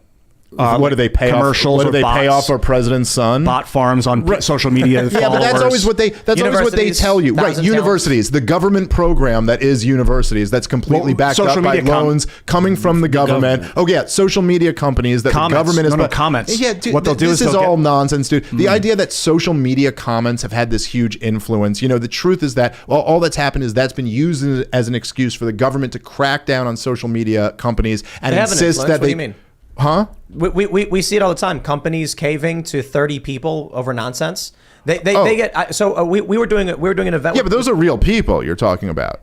They're like social justice warriors. Like there's no way to tell. There's no way to tell, and some of it very well could be China. They call it the 50 Cent Army. You know what this is? Yeah, I've heard of it. They go out there, they post pro CCP stuff, but we've also heard from other people who are familiar with China's actions that they're encouraging wokeness in the United States. TikTok, for instance, allows it here but doesn't allow it there. So I personally experienced this, where you get one person pretending to be 50 to try and force a business, and it works. Okay, I'm not arguing that has never had an effect on, say, like a business. I'm talking about more like on like subverting the entire country. But if you look at the main ways, what people try to infiltrate is they try to infiltrate the institutions of the government, or I suppose you could say universities, which is again basically a giant government program. It's all completely propped up by government-backed loans, or the whole industry wouldn't exist. I think that, yeah, look, you'd need to have a culture to guard against that type of stuff. Like liberty. And that's what you need, is a culture. If you want to guard against communism, you'd really like to have a culture that believes in liberty, also strong families and strong values. And all the government does is undermine all of this. This is like, I mean, from the welfare state undermining families to, the kind of like undermining churches and communities and all of this. This is what big government has gotten us. So in essence, I guess your question would be, in essence, how do we prop up against things like that, Chinese bots and all of those different things to infiltrate that? To the point, it's our government doing it more than anybody else. And if we're going along with it and we're weakening it because the government is telling us to, right? Again, 2020, instead of us genuinely saying, fuck no, I'm not wearing a mask, I'm not wearing a fucking vaccine. My business didn't close the entire time. We didn't stop at Black Guns Matter. We kept going. That is a culture of we're free. Now, if something is really there, we're going to be safe and responsible. We're going to mitigate our freedoms or our safety based on that freedom. Right? That culture compared to, hey, CCP, where we build stuff and people jump out of the fucking building and there's nets to catch them from killing themselves. When you compare that to a young person and you show them that difference, as opposed to them being told, yeah, socialism is great, and there's nothing to really counter that, no real information, then of course it's going to be more difficult. But that's not overwhelmingly coming from China. Yeah. Would you use like American propaganda to push that message on people? What do you mean by propaganda? Well, like little kids are the most susceptible. They made cigarette commercials illegal and like this, whatever. Well, they make little kids fucking do the Pledge of Allegiance. Yeah, so as a form of national propaganda to get people on board with American ideals. I think that that word propaganda is kind of loaded, right? Because me saying I believe that everyone should have a firearm to be able to defend themselves and telling them about their human right to self-defense, is me articulating that well, is a form of propaganda, right? And it's in alignment with my agenda, which is freedom and liberty.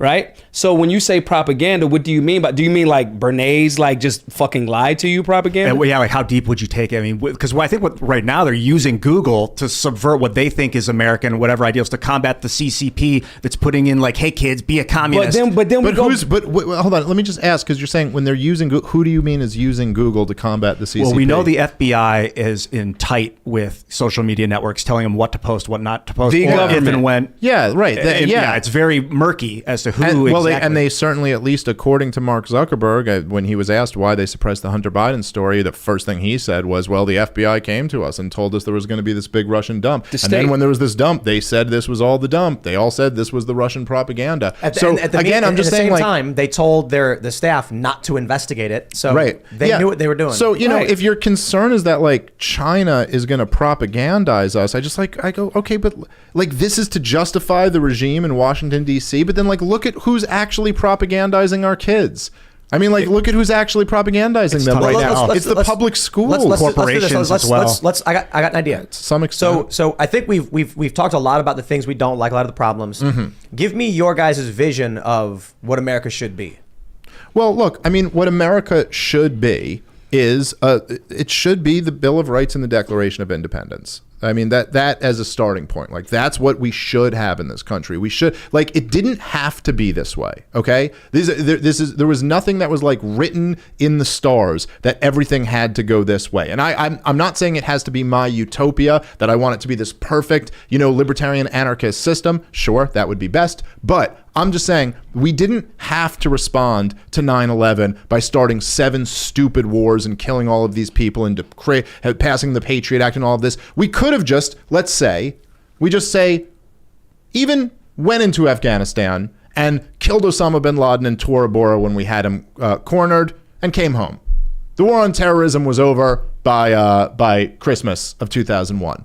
We could have just not had artificially low interest rates in the early 2000s and blew up this housing bubble and had the financial crisis in 2008.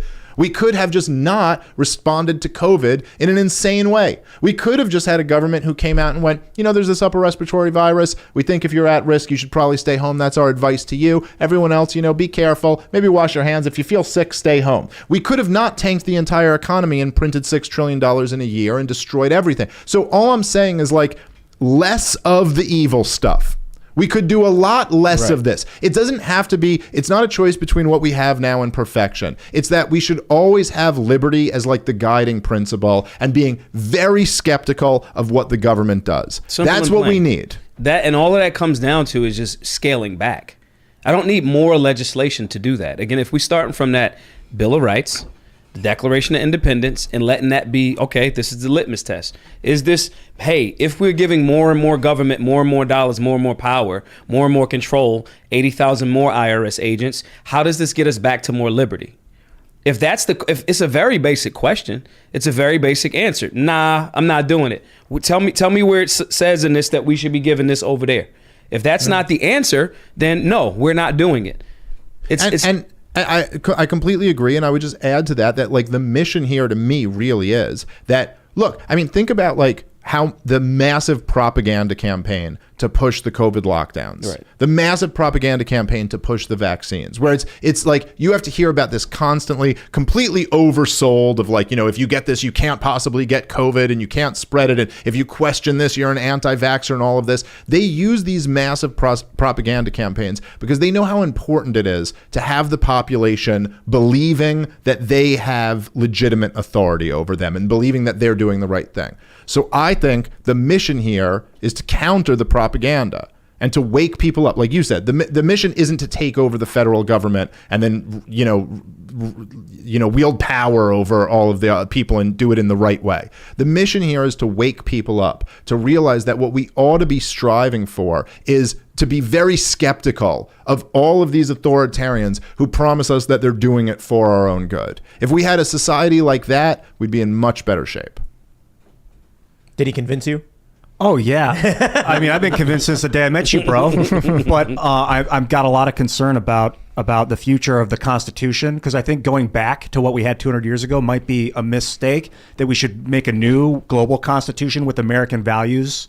A global Constitution. Yeah. The Manila Principles is interesting for the internet. It's like freedom of code as opposed to freedom of speech, or in addition to, because if you don't know what your software is doing behind the scenes when you're using it, you're being betrayed by your master. You shouldn't have a master. You should be the master of your code. The code stuff is a really good point. That's interesting. With Facebook, we don't know how we're being manipulated, and we know Facebook experimented on people by showing them depressing content. Yeah. I've read about that a little bit. That is interesting. So I think Ian's 100% right that we need to figure out.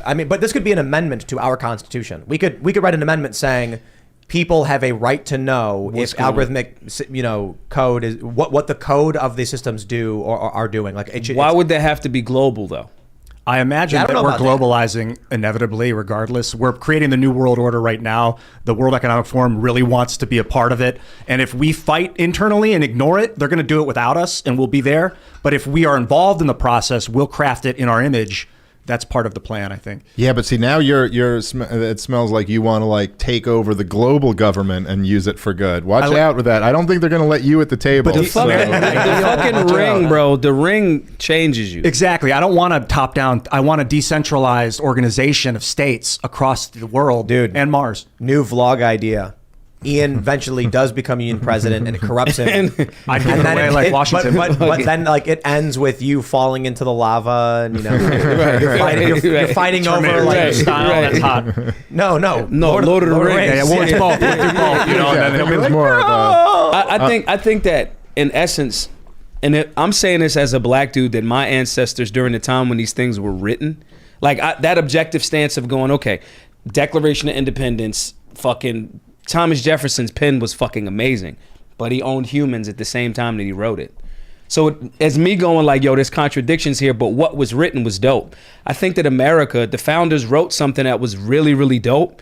And I think that if we're going to be exporting shit, all over the place, hey, this is what we believe in, outside of us just being cool, let's export this concept of liberty and holding your so-called public servants And even in your country, if you want to emulate this, a few years ago in China, there was certain parts, dudes was waving fucking American flags like, yo, we want the Second Amendment here type shit. I think that should be some of our chief export type shit. And that doesn't mean it has to be globalized. It just means like, yo, this is what we doing over here. We got guns over on this side because we want to keep our government a little bit more honest, you know what I'm saying, and exporting that. And I don't know if every country is going to emulate that, but I think that would be one of our dope exports. Well, to the rest look, of the and world. even if you look at Martin Luther King and even Malcolm X, I mean, how did they make such strides? Is that they beat America over the head with their own constitution. Yeah. They said, well, look, you said it right here in your own document that you're not allowed to do this to me. Right. You know? So like it was a powerful example, even if like the founders were hypocrites, particularly on that issue,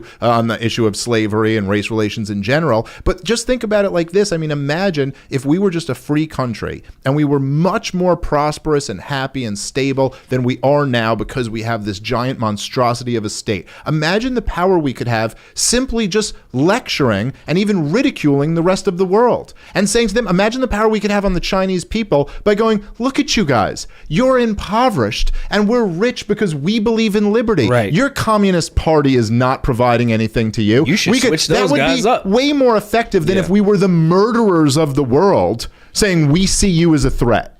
Yeah. We're going to go to Super Chats. If you haven't already, would you kindly smash that like button, subscribe to this channel, share the show with your friends, become a member at timcast.com. And today, we're shouting out Tom McDonald. He actually texted me, he said, tell the world what up. He's agreeing he will also wear a suit if he hits the Hot 100. I believe, Lydia, we said dress. No? Was it suit? See-through I can't remember the beginning. We have the You're perfect sure? outfit for Suit you. and tie. Maybe I'm misremembering. Yes, so shout out, guys. Check out his new song, Riot. It's currently number 2 trending on YouTube. It was 4 when we started, number 2 now. I want you to play this after the show. I want you to play the song for me. It's not a super political song, you know? No, I just want to hear the song. Like, I like music. Oh, yeah, He's right on. great. We have this tweet from Dylan Bellew. What is this? It said Smith Toure 2024. Oh, yeah. What do they mean? What would we be was that? doing in 2024? Maybe you guys are going to start a small business together? Yeah. You want to do something in 2024 together? We might be doing like this. I mean, do we do an LLC or do we do S corp? I got to talk to my tax guy because it depends on how the revenue comes in. I think what's most advantageous. I think for a small business, you guys go LLC, and maybe you can do like, you build model ships. Well, I'll tell you this. How about this? For people who want to see... Gun store. If let's say you wanted to see, hypothetically, FFL. if you wanted to see me and Maj maybe run like, let's say, a campaign of some sort in 2024, this is what I need. I need to see everybody join the Libertarian Party. lp.org/join. Sign up right now. If you guys get in there, if we raise... This is what I say. He'll wear a suit. 20,000 members. If I get 20,000 members into the LP, new members... then I will start a business with Maj There you in go. 2024. You heard it here first. Yeah. It'll be a liberty-oriented So I want to give a business. shout out to Eric Miller. He said, Tim, if Tom hits number 1, you have to wear a suit on stream. And that's where the idea basically came from. So shout out, Eric. That was your idea. I really do appreciate it. Genius. And I thought it was a really good idea. And I'm like, we'll actually film like going to get tailored. And like me and Ian will go. We'll get a suit. I think that's going to be hilarious. To Just the watching song, the Taylor super process. By the way, I'd also say for people who even like, and I understand the argument that you're making, and even people who are like, listen, if it comes down to Trump, Biden, I got to support Trump. If you just think that what we're saying here should be like in the conversation. Right. You know what I mean? That you think like, okay, even if that's the case, you need someone kind of pushing the Republicans to be a little bit better on some of these issues. Come join the Libertarian Party and support what we're doing. And at what point are you just not going to just be saying, well, it'll never be another third, like the Republican Party was a third party. Like at a certain point. Right. That is true. Like at what point are you just going to be like, it'll never happen? As you said, we live in revolutionary times. Right. The MAGA party the fourth is... party. It essentially is a third party, right? And like Donald Trump was a third party candidate within one of the two parties, And right? he did it. And Bernie, too, was a third party and just didn't do it. All right. Christina says, my favorite podcaster shouting out my favorite rapper is so cool. Can't wait to see when Tom finally comes on the show. Love y'all and happy Friday. So this all happened because, we put out a song. I was shouting it out saying we want to invade the cultural spaces. And then I was just like, I don't know Tom very well. I maybe have talked to him one time before this, but I was just like, he's a guy who puts out music. You guys have probably heard his stuff, I'd imagine, right? Have you? I'm not sure. I I might think have. It's rap. A lot of it's like, I don't know how to describe it, but Scrap rap. But the lyrics are just so good. It addresses political and cultural issues. His voice is like a knife. It's cool. But it's the lyrics are really good. Yeah. And so I was just like, if you don't want to buy my song because you don't like it, buy his music. Get him to #1. We just need to invade these cultural spaces. Yeah. Right. And so then when I heard he was putting out a song, I was like, I want to see Tom hit the Billboard chart, so I'm going to shout it out. No, I think that's awesome. Yeah. By the way, shout out to Eric July. I think he's doing that with like in the Ripperverse. comic world and the Ripperverse thing, Exactly. and his music and stuff too. I think all that stuff is really like so important But- and talented. Actually, like really Real talented like, guys who are like, doing right. it. Yeah, Yeah. Like actually good, not just like I'm in alignment with your politics. So Exactly. Get it. Yeah, Right. it's real talent. Yeah. It's basically just if you want to win a culture war, you got to make culture. Yeah. So everybody's doing that. To the point, the liberty movement isn't just because I know we spoke a lot about like parties, but when you start changing the mind of people, no one that's listening to this conversation tonight is going to be like, nah, I totally disagree with the vast majority of what they're talking about. They're going to be like, nah, you all have conversations. You're like, there's so many fucking rhinos. Rhinos are everywhere. Rhinos. Okay, cool. Either you're going to push them to go in this direction or you're going to go, let me try this libertarian thing. Even if it's not the party, I do think that you should join. But at the same time, the overall philosophy and the ideology is going to lean us in the direction of the Bill of Rights and like this overall liberty thing. Yeah, even if you're a Republican or God forbid a Democrat, I still push them to be a little bit better. Right. Like that's what we all got to do. Right. All right. Carrie Green says, love that shirt. Make criminals afraid again. I need one. Shut up and take my money. Can people buy that? Is it yours? Yeah. They can go to blackgunsmattershop.com. It's on the website. Yeah, Right on. Go grab it. Which Black Guns Matter, if you're not familiar, go check them out. They are real. They do incredible stuff. such a- Maj's it's such a organization great is name. amazing. So crazy, right? Yeah. Well, you know why it's great? Because it attacks the left from the left. Right. Like it makes them feel insecure about their own thing. It's like and when then they go like, well, wait. But we're the ones who are supposed to care about Right. that. But we have a monopoly on being the Right. ones who care about black people. Right. Yeah, it's brilliant. It's the funniest thing ever. It's like telling somebody like, yo, as the black dude, you have the means and the right to defend your life from bad people. And it's like, well, even if you think that's all police, okay, if you believe that, all right. There was a. I'm sorry, I don't want to. No. Even if you think it's all police, if you think it's all police, and then you're like, yeah, they're killing us. It's like, well, you can defend your life. It's like, well, no, guns are bad. Nah, no, they not, bro. You have the human right in the Bill of Rights to defend your life. There was a story about some dude who got shot by the cops or whatever, and then I can't remember who it was, but he was like white or something. And then I posted something about how it was ridiculous what this cop did. I can't remember.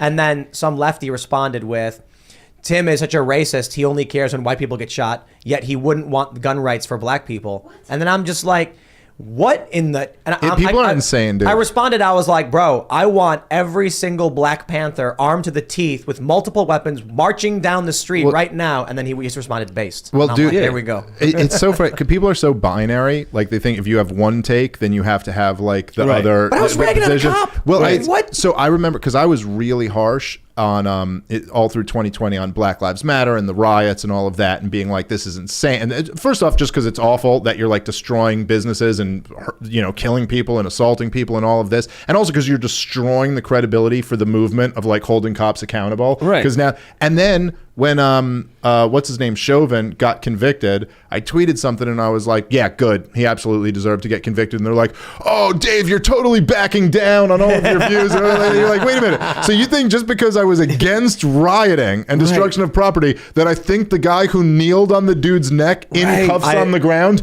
shouldn't go to jail? Like, no, dude, that guy would lock up some guy for a gun possession charge and throw him in a cage for 20 years and never lose sleep. You can go rot in prison. Like, I could care less. My favorite was when you tweeted something about the left is not going to handle losing very well. And then someone responded with, here's how your side handles losing. Do you know who it was? Who was it? It was Bette Midler. She said No. Bette Midler It's like responded legit. to me. You know who she's I got talking Bette to. Midler talking trash to me on Twitter. Cringe. It's such a weird world we live in these days. I'm like, It's dude, can I 180 tell you, world. wait. my accountant texted me and he goes, is Bette Midler talking shit about you on Twitter? Right. And I went, yes, he is. Now, do we have those tax returns in? Right. All right. You should do. You should have responded with OMG, Bette Midler. I'm such a big fan. Hocus Pocus. swear- Classic childhood I literally said memories. I swear to God, my actual response is not far off from that. I just made my wife and my daughter and son listen to Wind Beneath Our Wings. And we all danced, which I actually did. We played it in the house and we all danced. All right. Good, solid tune. Yeah, it is. Looks like we got some big fans. Andrew Brasol says, it's not just that Dave doesn't lie to your face like the talking heads in the media. What makes Dave so great is that he doesn't lie to himself. I respect it. Oh, well, thank you. That's nice to say. I do occasionally, you know. You're allowed. I'm telling myself when I'm trying to pump myself up. Just manifestation. BB says, I posted a meme today making fun of DC for declaring a state of emergency over the migrant buses. It was the James Franco first time meme. FB claimed it was promoting self-harm, removed it, and restricted my accounts. See? That is pretty hilarious. That was a pretty great like real life troll sending the immigrants into DC. I gotta say, I enjoy it. Harold Wiley says, just purchase Tom McDonald's song. If Brett has to bleach his hair, Tim can wear a suit. So Pop Culture Crisis, which is one of the shows we have here at Timcast, poor Brett. hosted by Brett and Mary. They had a bit that, I don't know how it came up, but that if they hit 15 crisis parties, Brett would bleach his hair. And a crisis party is every $100 in super chats, these lights go off. And then, so every time there's a super chat, money guns shoot money at everybody. And then once $100 is reached, there's a party where the lights go off and it plays a noise, and then the money guns go crazy. And so they said if they get 15 of those in one show, Brett has to bleach his hair. They got 26. That means that's $2,600 in super chats. So now my brother went out to pick up pizzas, and then he came back and like, here's the sauce, and in the bag is bleach, is hair dye. So I agreed. If Tom McDonald, hey, look, Hot 100 #1 is not an easy feat. No, not at all. no. I think you would need to sell like 100 or more thousand singles. He's independent. Yep. So not only that, but the problem is it's kind of rigged because they're probably going to pull some BS where they're like, well, you know, that one doesn't count. They want to see you in a suit, though. You're good. No, he means like Billboard. Billboard you mean like chart. Billboard? Billboard like charts. yeah, absolutely. Like, Yeah, so one of the things that happened to Tom is he sold more albums than anybody else, and they told him his numbers didn't count and didn't put him on the list or something. because of what? What was their? How did they play that? It's so you have to watch. He did 2 videos talking about how it went down, and so I don't know the exact nuance of it, but they were saying things like, "What's your UPC code? We don't believe these numbers, so we're not going to accept them." But it's complicated. Basically, people traditionally would report like, "Hey, here are the total sales we had." Yeah, SoundScan. Yeah. Yeah. And then apparently they didn't buy it. And so there's weird issues because like based on how many views he gets, he's number 2 trending on YouTube right now. This song should be Billboard Hot 100. Right.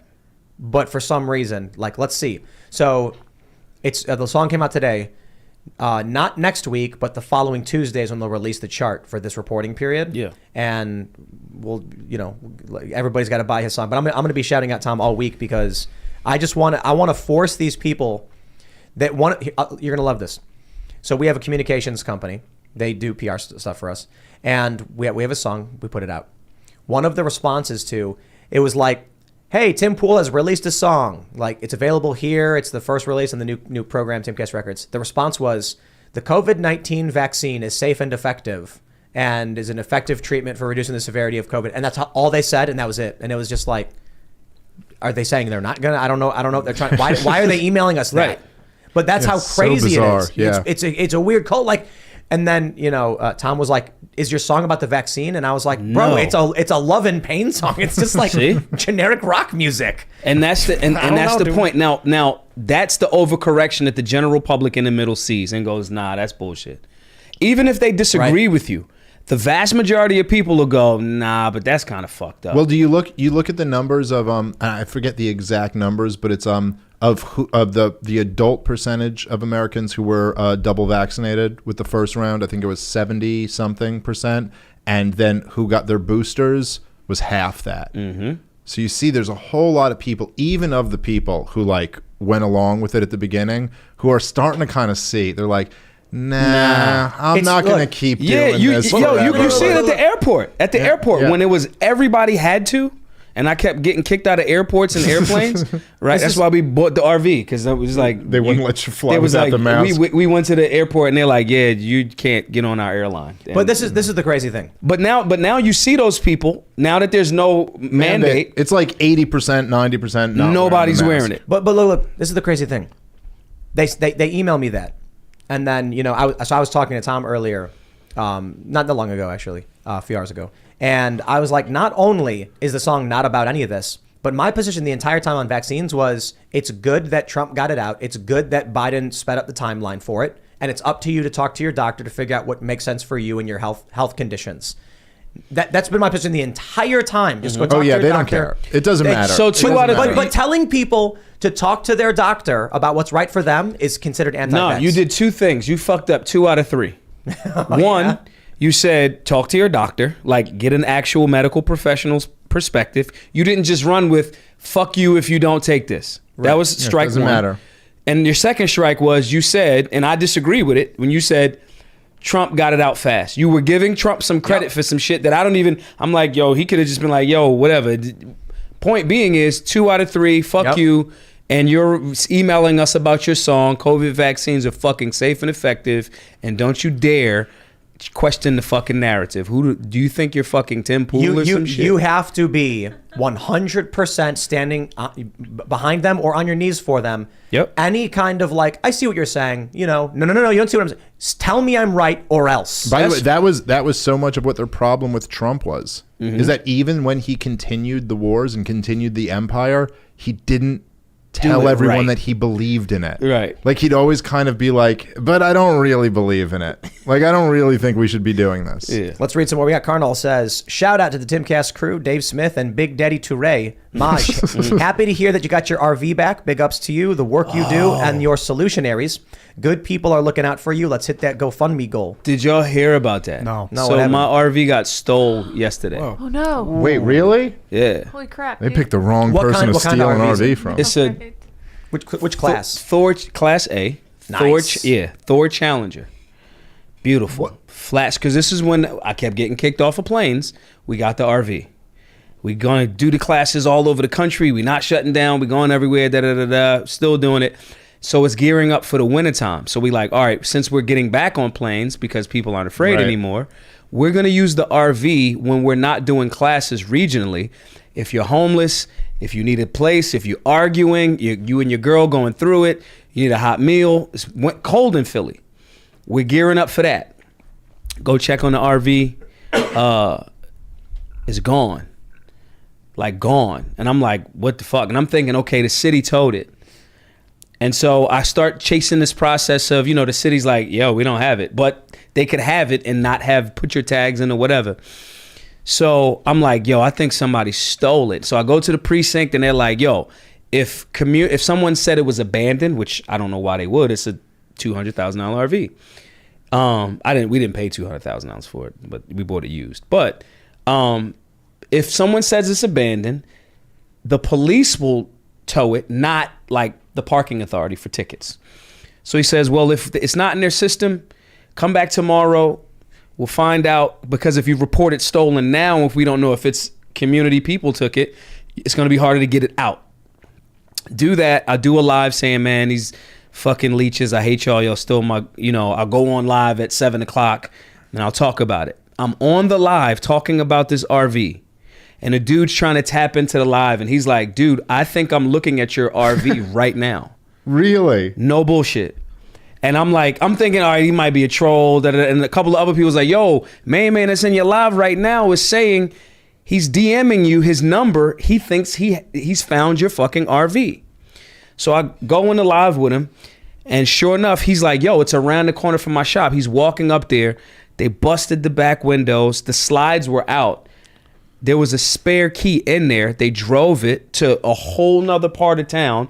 They fucked up the entire side of it, smashed the window, rifled through the hole inside, but they never closed the slides. Wow. And then they were driving with the sides out? They were driving with the sides out and just dumped it. And so this dude, he DM'd me his number and his address, and I drove up there. So literally, one of the solutionaries on the live found my RV. Solutionaries are better than cops. There you go.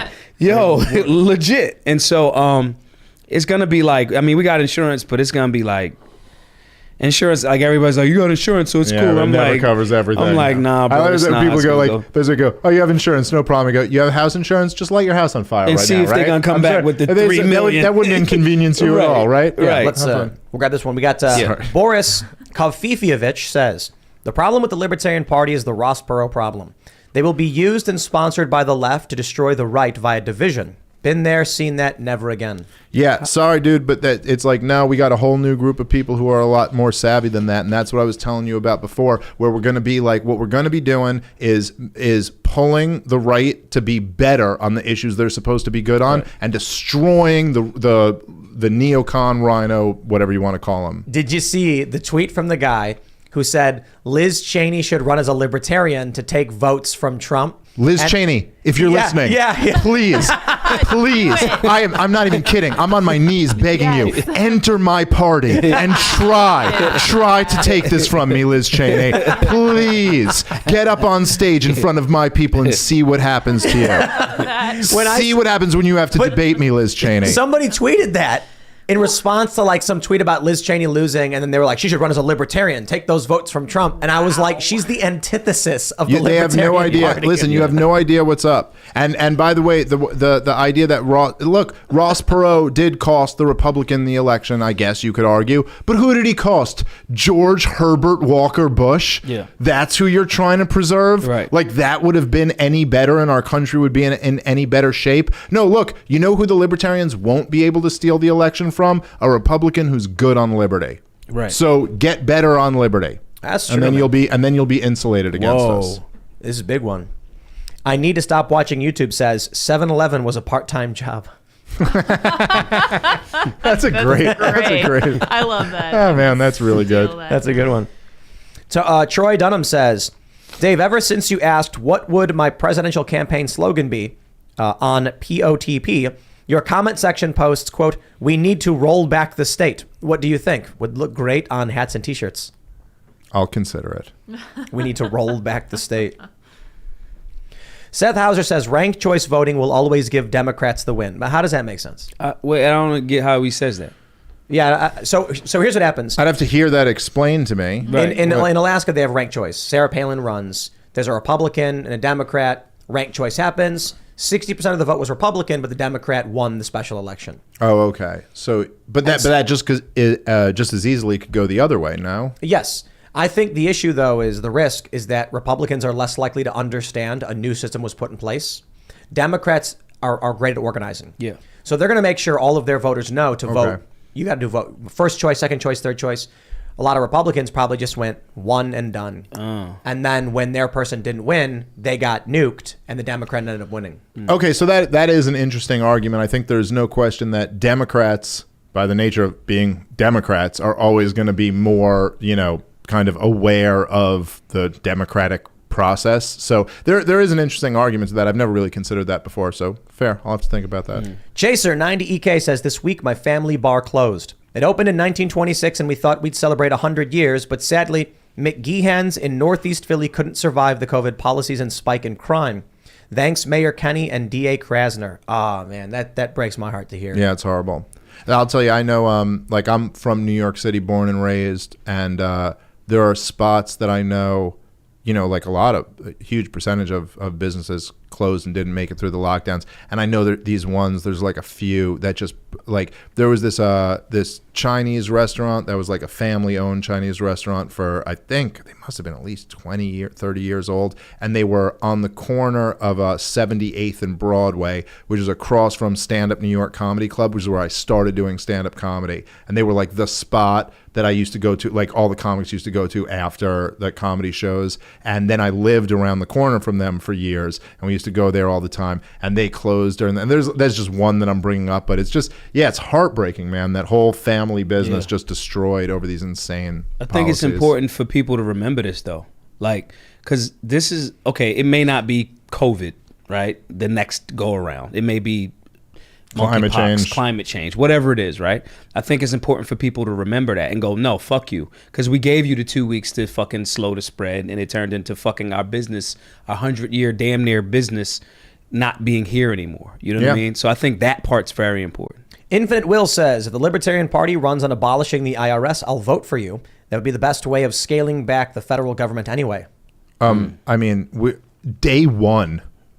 Yes, abolish the IRS. It's executive order, right? What created the IRS? Was it a legislation? Yeah, the income tax was through a constitutional amendment, but I'd have to think about the actual the Internal Revenues Service. But the question is, what authority does the president have, and what can they do? But look, I mean, I don't even think that's really the important question, because it's not as if look, if you're going down the hypothetical in your mind where the libertarian candidate, whoever that may be, wins the presidency, then the only thing that's happened in that scenario is not that the libertarian candidate won the presidency. There's been a major shift in the way tens of millions of Americans are thinking about this. And so your guess is that it's not just that one thing that happened, but so you'd need this mass movement being opposed to it. But absolutely, I mean, the IRS is just a disgusting, all the stuff you talk about with China, like your worst fear of China. Let's say we lived in a free society and your worst fear of China